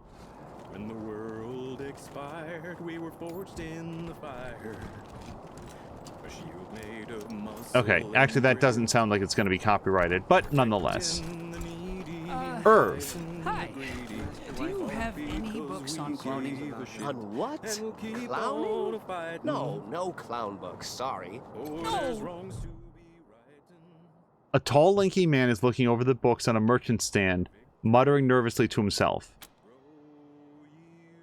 Keep your hands where we can see them. What? Who are you? What do you want? We're the Desert Rangers. We've been helping out around Colorado Springs. Is your name Irv? Or we're the ones asking the questions. You're Irv, right? We're going to go with that second one. Yes. What do you want? Are you going to arrest me? We were attacked in your apartment by a few guys who looked just like you. Any explanation for that? So... Well, then again, it said, like, this man is known as a villain to us. Like this is Wasteland 3, so this could be a recurring character. So, let's verify his name. Erwin John Finster. He looks around nervously. Please don't tell the marshals, but I'm one of his clones. Unfortunately, I'm 4th generation, at least. So, I'm not as smart as the original. Smart enough to use Dr. Finster's notes to get the cloning machine working again, but not smart enough to make good quality clones. I can't even make one as good as myself, and I'm not that good. Bits of me don't work very well at all. Okay, I feel like we've crossed the is there an explanation for the guys that look just like you. What do you know about Dr. Finster? Oh, Dr. Finster was a genius. He's the only person in the world to have mastered the cloning of humans. He may have become a little paranoid at the end, but that doesn't lessen any of the good he gave to the world. Until he decided all humans had to die. He was a real humanitarian. Is he still alive? The original? No, not anymore, but I guess, in a way, as long as I'm alive, he is too, because I'm him, aren't I? Fox McCloud is asking, it's a post-apocalyptic world and they have cloning tech? Apparently this one guy does, yes. He pales suddenly and swallows. I mean, I'm him, but not the part of him that wanted to wipe out the entire human race, right? Yeah? I wasn't suggesting, no. You know the whole nature versus nurture debate? How some things are genetic and some things you learn? Well, that killing everybody part of him, that was nurture. He wasn't born that way, and neither am I swear. You believe me, don't you?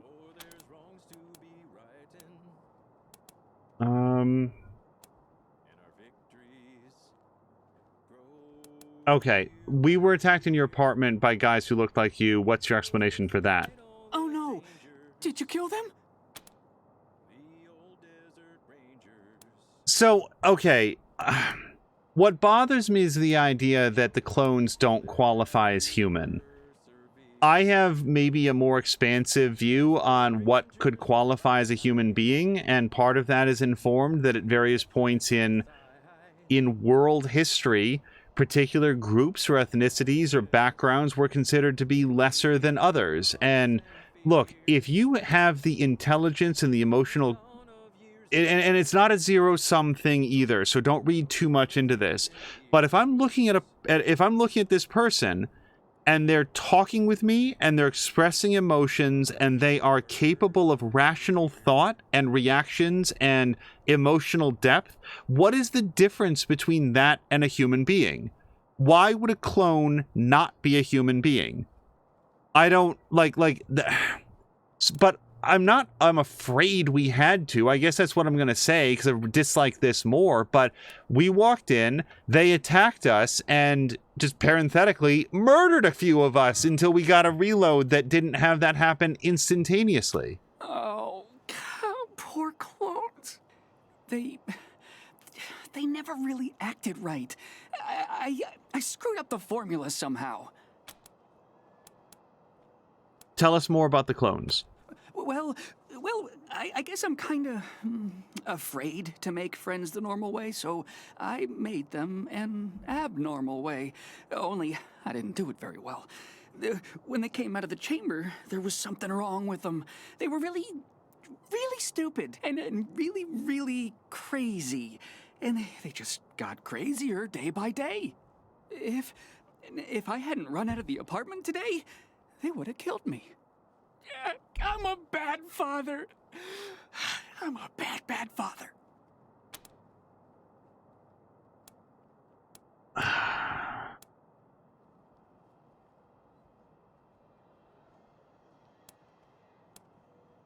He has a convincing pitch, is the thing.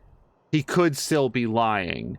And the thing is, he's already made clones that were incredibly dangerous, and who knows how long they would have stayed in that apartment until they came out and just started killing indiscriminate people with their ray guns and shrink grenades. So, I guess I believe the story. I guess. We believe you're not smart enough to threaten the human race. It's true. I'm not. I'm totally not. So, you're not gonna arrest me? I very much want to arrest him. What? This is the scientist? I don't want this scientist. This guy sucks. If we let you go back to San Lux Apartments, will you promise to keep the noise down? Am I supposed to find a scientist? This guy sucks real bad.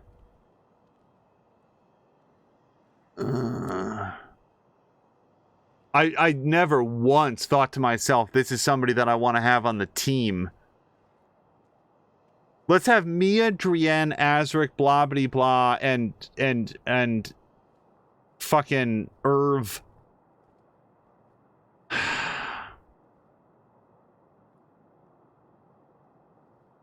I guess we can kick him out later, right? Oh, Azric's got to head out for a bit. Enjoy the rest of your stream and Night Angel. Azric, have a great weekend. Hopefully we'll see you tomorrow for Subnautica Sunday, but otherwise I hope you have a great rest of your weekend. We're going to bring him along. You're gonna let me be a real scientist? This is the best. I'm so grateful. I'll do good work for you. I promise. Thank you so much. I feel like I have severe reservations about this. So that another thing, that was a higher level quest. Like, I didn't forget about that as we were doing that. It might have been something that I wasn't actually supposed to do. Maybe I should focus on always doing the lower level quests first, because that one was very challenging. So let's go to Azric and we're going to level him up. So we've given a bunch of points into intelligence, and I don't hate it. because every time we put a point into intelligence, he also gets a skill point. And like, what do we need besides this? Like, he hits everything he shoots at. He does a critical hit most of the time. Not really most of the time, but very frequently. So, yeah. Yeah, let's do critical, let's do intelligence. It's more critical chance and more skill points. Skills. So I think that going up in lockpicking is the next place to go. I would like more sneaky shit for sure.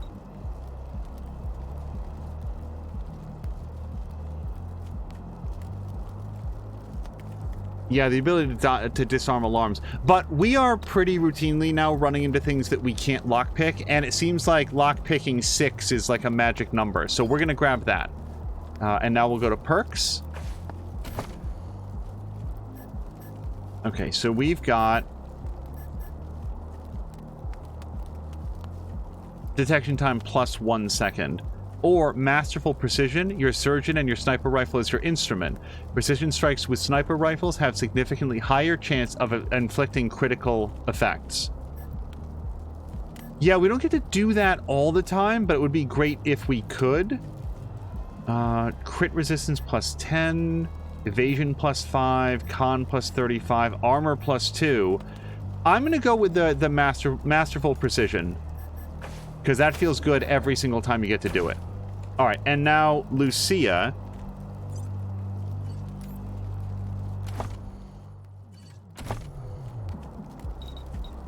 She's got very high awareness, which is nice, especially with that hit chance upgrade.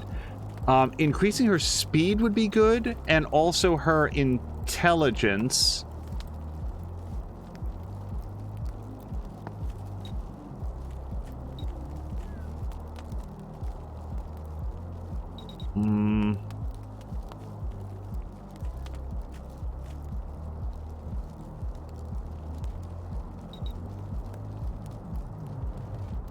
Usually, let me bring her speed up, because she really benefits from being a little bit more mobile, and she takes a lot of damage, so I'd love to have her evasion up a touch as well. We're going to do that. Okay, so with her, we've got small arms. Did I want another point in weapon modding? Oh, I think I did, right? Because that's where we're going to get the scope. Yep. Okay, so we're going to take a point in weapon modding, please. And then I don't really want points in survival.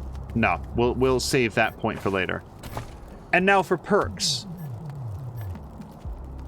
Clear cover. Shotguns do plus 100% damage versus cover. But she doesn't really do that. She's mostly a pistol person right now.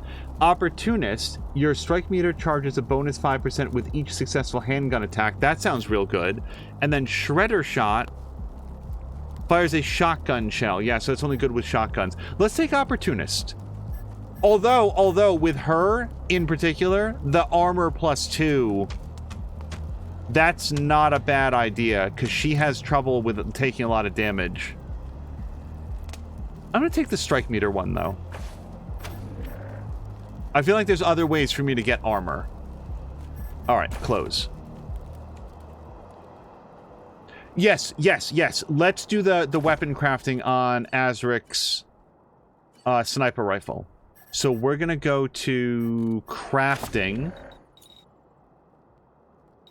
We did that. Dog shit. Mystery item requires football, human bone. Yeah, we need a whole bunch of stuff that I don't have. Another mystery item. So here's where the Bard's Tale floppy disk would come in, but we need a Cloak and Dagger ROM, and we haven't found that anyplace yet. Sad banana and lots of scrap. We have our eyes out for an oddly shaped container. Let's go past here. Oh, guys, we could actually just make antidotes. I had forgotten about that, or forgotten to check for that. I might need to pick up 2 more yellow snowballs. That is a lot of scrap, though. Let's see. A decoy, machine turret. I have a feeling that's a... When it says deployable like, it's a one-use thing. It's also consumable, right? And then here, a pocket saw pup. The smaller saw dog design collapses into a fairly compact form, but the tips of the saw blade jut out slightly. You'll have to be careful in how you throw it.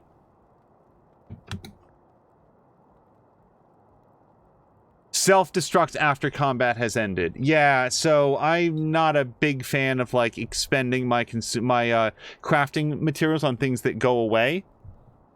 Fox McCloud says, don't know if you know or not, but in Wasteland 2, unarmed, you can punch people and knock their heads and limbs off. Can you do it in this one? Not that I've seen so far. It's not to say that it won't ever happen, but I haven't seen that occur just yet. Yeah, we might, do some more of these. Although not with that. Armor -2? Well, whatever. I'm looking for the scope. Perfect. Perfect. That's why I wanted to hold on to this, because I figured it might be one of the precursor crafting materials. So we'll take a look here. Now instead of +2, we're going to get +4 meters. Yes, please. Now, before we do it, let's just take a look to see what else we can get. Extra full choke. That happens if we get a full choke. But I don't see that we have that. Grooved grip. Max capacity mag. Red dot scope. Rubber grip. For that we need a tape grip, which we could probably buy. And then what would this do exactly? Critical chance +4. We might give that to Mia. And then tactical light that we can make with our underbarrel light. And that would give a hit chance +5 as opposed to just +3. Well, let's start with the scope, because we're definitely doing that. Let's craft it. And then the tactical light. Like, we probably want to do this, right? I mean, I'd rather use this than the underbarrel light.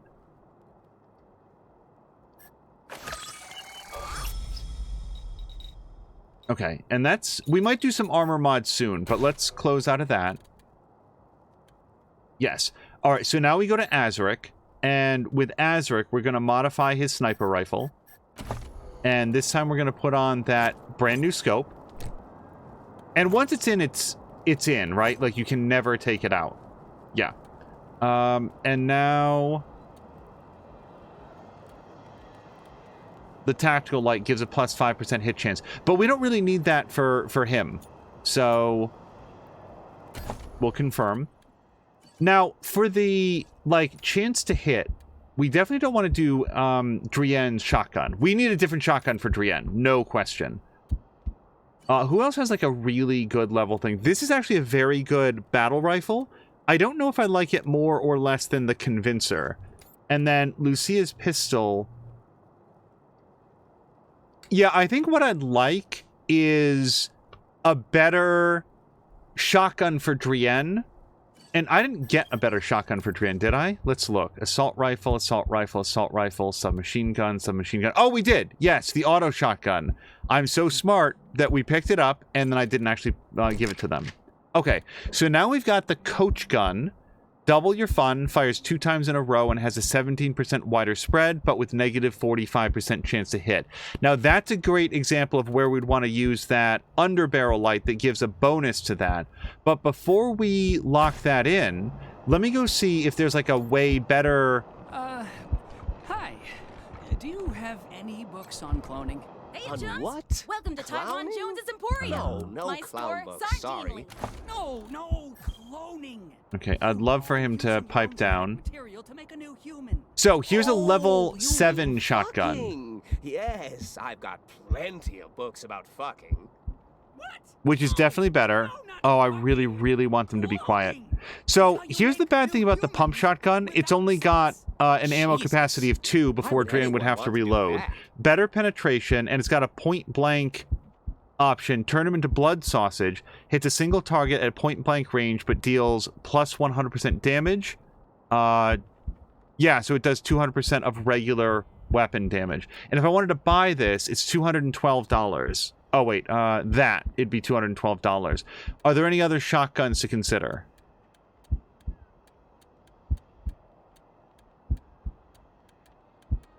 I'm just looking real quick because I might have skipped it. Submachine gun. Auto shotgun. Hold on. Now that requires level 5 small arms, which Drienne does not have because we've been pumping all of our points into leadership. So, yeah, if we take this, it's not super expensive. They can use it. Yeah, screw it. I'm not gonna dedicate my life to this. Okay.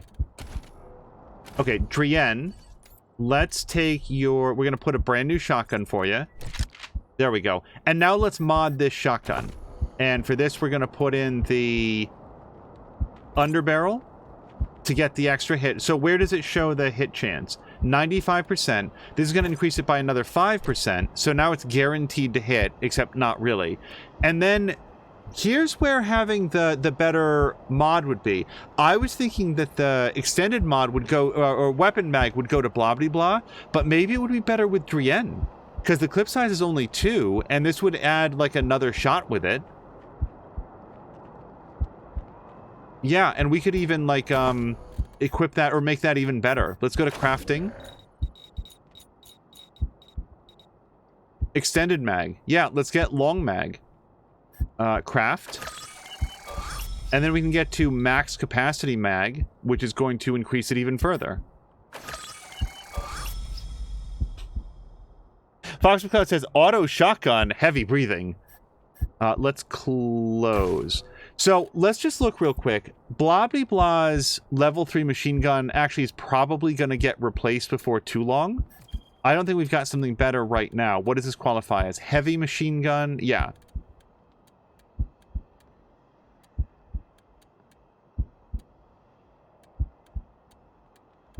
Right. So I probably don't want to put anything there, but modding Drienne's shotgun seems like a good idea. So let's modify that, and this is going to take the number of shots that they get from 2 all the way up to 6. That's a lot. So I like that. We're going to... Wait, before I do it, cancel changes. Let's just look at blah blah blah again. What does it say for his ammo capacity? 36. So, hold on a second. If I were to modify that, I'm not going to do this, but I want to see what it would do. From 36 to 40. Yeah, no, it's way more meaningful to Drienne. Yeah, let's go back to Drienne. Modify weapon. Put that in. Yeah, because this is a huge increase for how often they can fire without having to stop. So, confirm.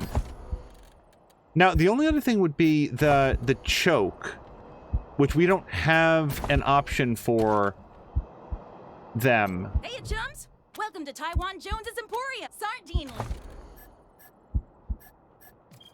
Okay, so Taiwan Jones does not sell... Oh, and you know what else? I should look briefly to see if anybody can craft it.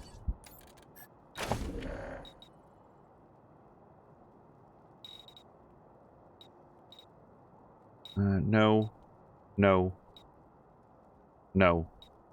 No. So if I could find a cylinder choke or a full choke, I could like change it and make it better. Mod it and make it even better. Who? Taiwan Jones. That's Mary Milkteeth, isn't it? It is. So I know that there's at least one other... Hi. Do you have any books on... Yeah. Let's talk to this fellow. Hi, y'all. Name's Snaplets. Mods. Here we go. So, how much is this? Wow, this is hyper expensive. Converts to cold damage. No thank you. Cut rifled barrel. Requires assault rifle, handgun, heavy machine gun, sniper rifle, submachine gun. So this is +1 penetration, +4 max damage, and -4 minimum damage. Well, that would be good for Azric as well. Then we got the full choke, which requires a shotgun. Increasing effective range. Oh, I like the sound of that very much. Laser sight. Critical hit damage by some very small amount. And then a tape grip. Okay. And then balancing weights. Requires blunt weapon, bladed weapon, and brawling weapon. Okay, here's what I would like to get. I would like to get 1 tape grip. I would like to get 1 full choke. And now we're going to come in here. And we're going to do some more crafting. Okay, so the extra full choke is going to move it to plus 2 meters over the plus 1 meter, so that's good. And then the rubber grip is an upgrade to the tape grip, so then instead of critical chance plus 2, it goes to critical chance plus 4. Alright, and now close. And now, like, I guess technically I should go look to see if there's something better than the ice axe for Mia, but Mia's ice axe is going to be really good. Let's just go check with Taiwan Jones, because I don't remember if we ever looked for, like, a melee weapon from her. Taiwan Jones's Emporium. Sardine. I guess this is the episode where we're spending all of our Using your own genetic material to make a new human. cash. So, this is better. It's $197. Yes, I've got plenty Oh of my those god, out why do front. they have to be talking right now? No, not fucking cloning. Yeah, this is way better. Without sex. This thing here. Jesus. Why would anyone want to do that? A powerful attack that has plus 7 but negative 40 hit chance. Okay. Well, then again, like, the other thing that we would want is a better, like, heavy machine gun for blah blah blah. Because yeah, Mia's gotten some upgrades, hasn't she? Hold on a second. Sorry, we're gonna have to hear that Sardinely line again. Yeah, and I haven't gotten anything better for him, right? Army rifle.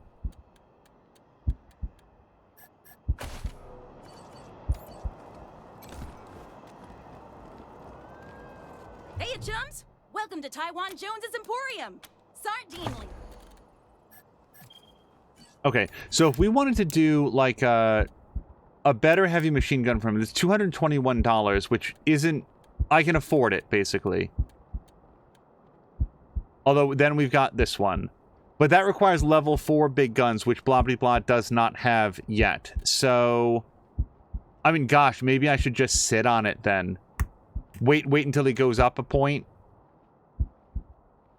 Okay, let's do that.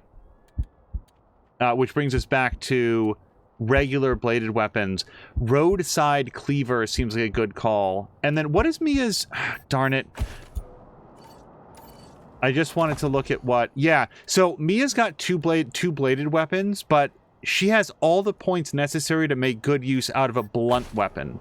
So... Hey, chums! Welcome to Taiwan Jones's Emporium. My Sardinely. Alright, let's go here. So, what's a good blunt weapon? We've got this clown hammer. It's actually pretty expensive at $389. But Mia does have level 5... combat. Yeah, brawling is a whole different thing. It's interesting to me that, like, blunt weapons and brawling are, like, completely separate ideas. If we did this, we'd probably put this into Mia's second slot. Penetration 15, which is what gets her past all the heavy damage. The heavy armor, rather. The other thing would be this. This is actually a really, really good weapon because it has a penetration rating of 99, which also, it's a bladed weapon that just blows right through armor and has a 25% chance to light somebody on fire as well. I mean, that's really good. Like, it's really good. 21 to 30, whereas this would be 46 to 56. All right, let's buy the... I wish it wasn't a clown hammer, is the only thing. But yeah, it cuts right through armor, is what I like about it.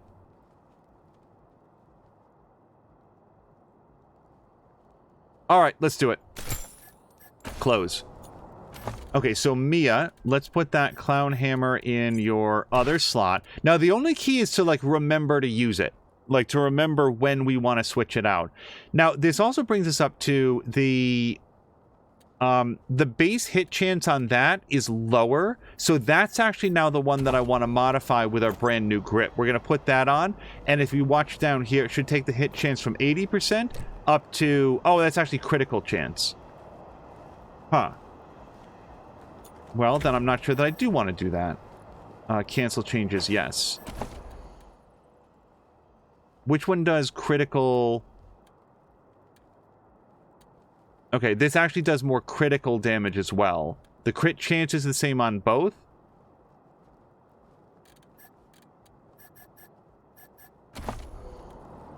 Crit chance +4.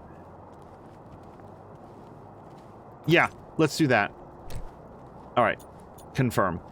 Rubberized grip. It is done.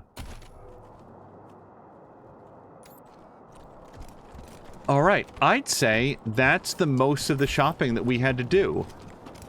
The only other thing to take a look at is not shopping related, but rather armor related. Oh, that's right. We wanted to sell these sexy clothes too. Let's do that. Hi, y'all. Name's Snappin'. Let's. All right, so we're gonna go in here. Yeah, we're gonna sell the sexy separates. Yes. We're gonna sell the attention whores piss baby sex boots. And then we're gonna sell the attention whores phallus chapeau. Yes. Okay. So we're not gonna sell this stuff because this stuff might be better than what we have. I'm pretty sure that scout armor we are gonna sell. I think. But I'm not sure. So now let's check our armor. So, I don't think that, you know, Mia needs this at all. Yeah, she's definitely better off than... Oh, actually... Actually, Mia does have a big thick of pants, and we could give her these machine shop pants, which are as good. Oh, but the Radtech pants require strength, and the machine shop pants do not. And Mia has high strength, so we're going to leave those where they are. Azric has... Well, Azric doesn't need the armor as much as Drienne does. And Drienne also needs a lot of combat speed, so we might leave that where they are. Blah, however... Actually, you know who I think needs the speed more? I think Blah needs the speed more. Yeah, let's take those off, and we're going to give Drienne the machine shop pants, which are better armor. And then Blah can have the speed pants, right?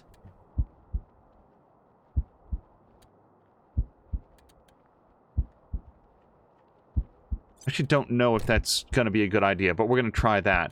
And Blah does not have a helmet at all. So, does Drienne have a helmet? They do. Okay. Blah, you can have this hat. Oh, and I actually kind of like that. Like, usually I hide the helmets, but that's a cool hat for Blah.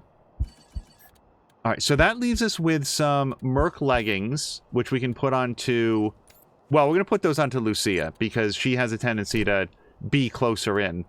And now we're just down to this armor +4, which is exactly what she has, and exactly what he has. So does anybody need this armor +4?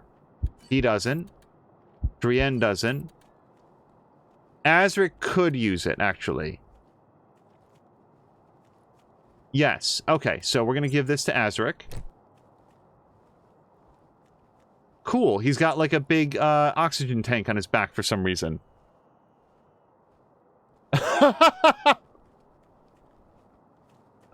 Mia just heard the names of the armors that we sold. Mia, if you missed it, we pulled those out of the brothel and picked them up so that we'd be able to sell.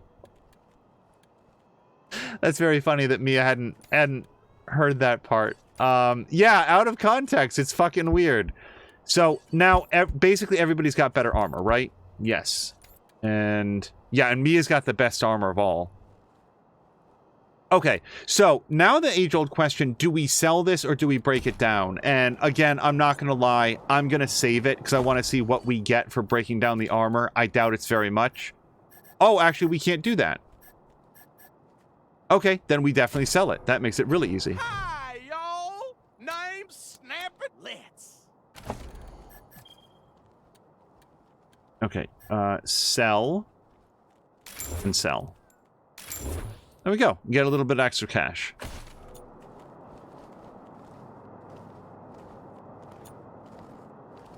And that is everything that we'd want to do ahead of going out to the next quest, with the one and only sole exception of we've got a couple severely wounded party members. We are not in combat right now, and I would prefer not to waste the party's healing on, like, if we have a doctor back at the base. So for the first time in our playthrough, what is this, like episode 4? Mia says, wow. For the first time in our playthrough, what we're going to do is... Oh, I'm sure I took the wrong corner. Yeah, I went the exact wrong way. Okay, sorry, everybody. We're going to go back to the base. We're going to, like, drive back to the Ranger or the Marshal HQ, whatever it is.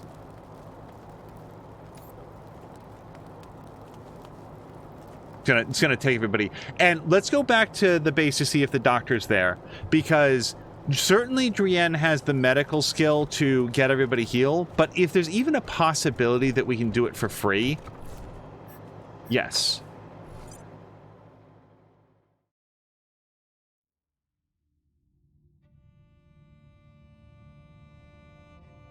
Oh, I'm stretching.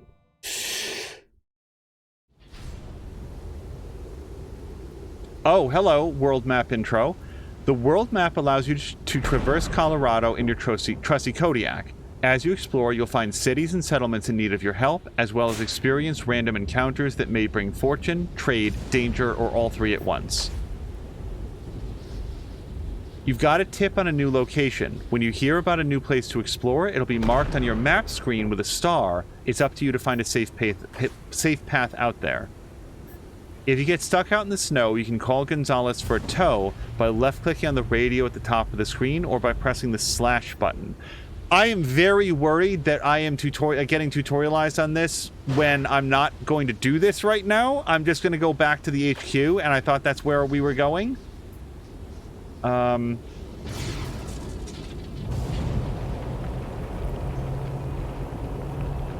Ranger HQ. That's where I wanted to go. If people in chat can help me remember that if I get stuck in the snow, I can call Ranger Gonzalez, because that's the thing I'm the most worried about forgetting. Now that you've got a full squad, you might want to kick someone out to make room for fresh blood. Talk to Sergeant Greatsky to manage your squad and recruit new Rangers. Well, we're not going to do that right now. Who's Private Duncan? Good luck out there. Here to serve. Okay. One doctor, please. We're in the garage, Colorado, Animal Kennel, Brig, Mess Hall, Barracks, Museum, Med Bay, the very last thing that we look at.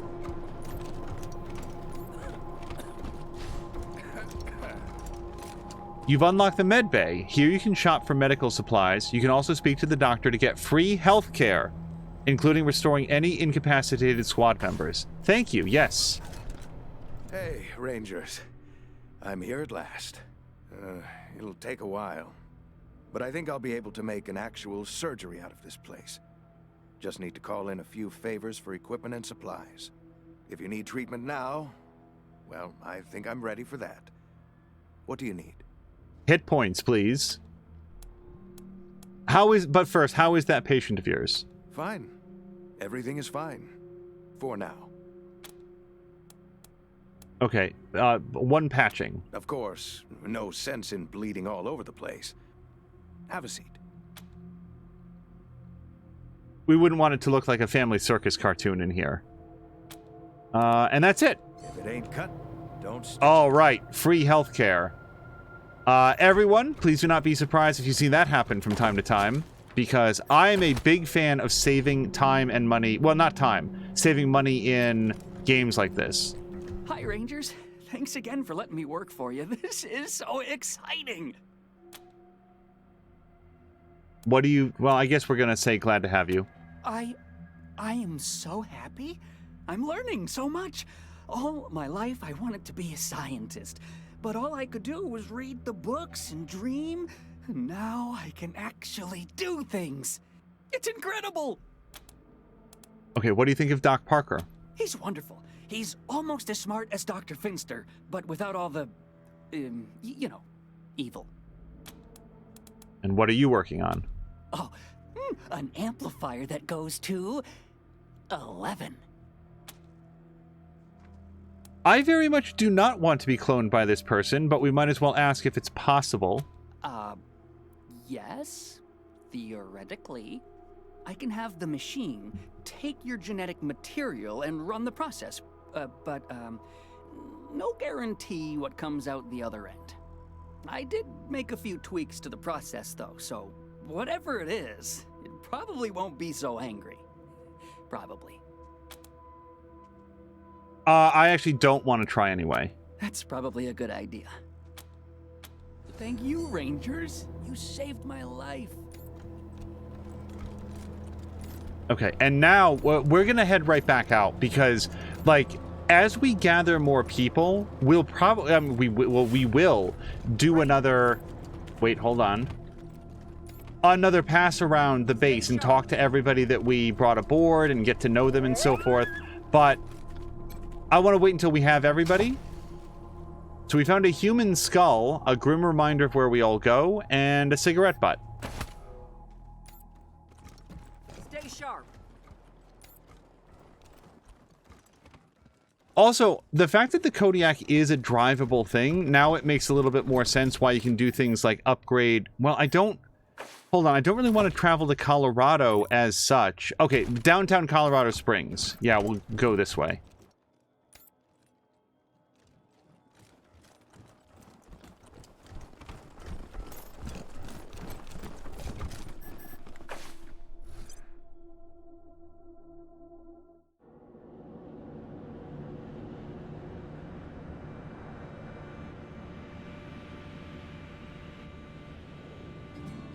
As we're going, I hope that Caroluna gets a chance to do some more streaming this weekend. Samalander did a very fun farming sim stream earlier today that we got a chance to hang around in. And, oh gosh, what was one of the topics of conversation? While I look at the mission log, I'll try to remember. Okay. Find some of the recruits. We found somebody to manage our brig. We got the doctor to find some of the recruits. So who are we waiting on? We found a brig jailer. We found a doctor. I don't know if we found an army quartermaster or garage mechanics yet. Yeah. So, wait, what's this? We did this, though, right? Isn't this done? This doesn't qualify as completed missions.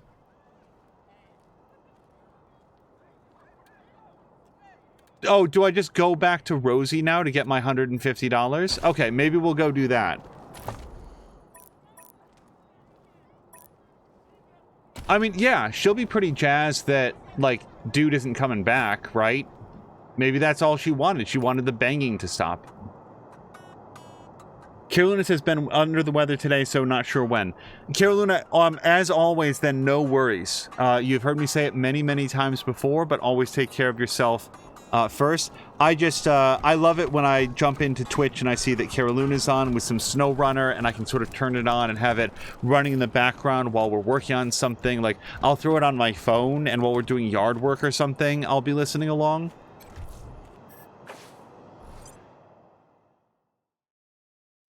Also, I'm not sure at what point, like, Mia must have been here, but, like, yeah, Mia has a big, like, Harley Quinn hammer now that she can hit people with.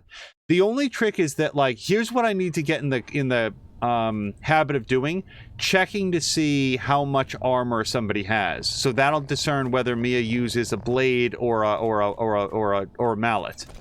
Any word on the loony in number 3 yet, Rangers? We found Irv, and he won't be coming back. You can clear out his room now. About time. Gonna take me a week to clean up that mess.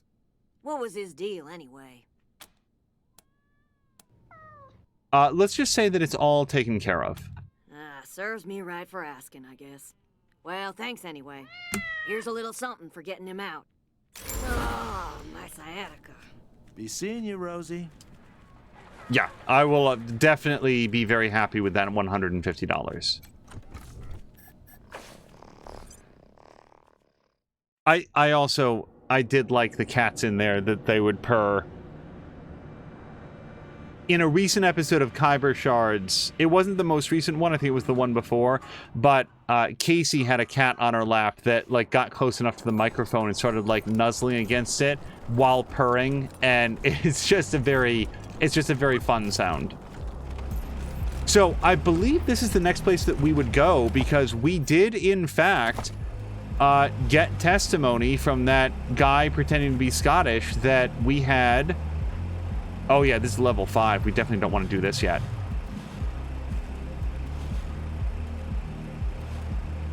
McTavish admitted to helping the Dorseys. We can use this information to convince Farron Brygo to release Delgado. So this is a great place to save the game. I'm going to pull up an older save.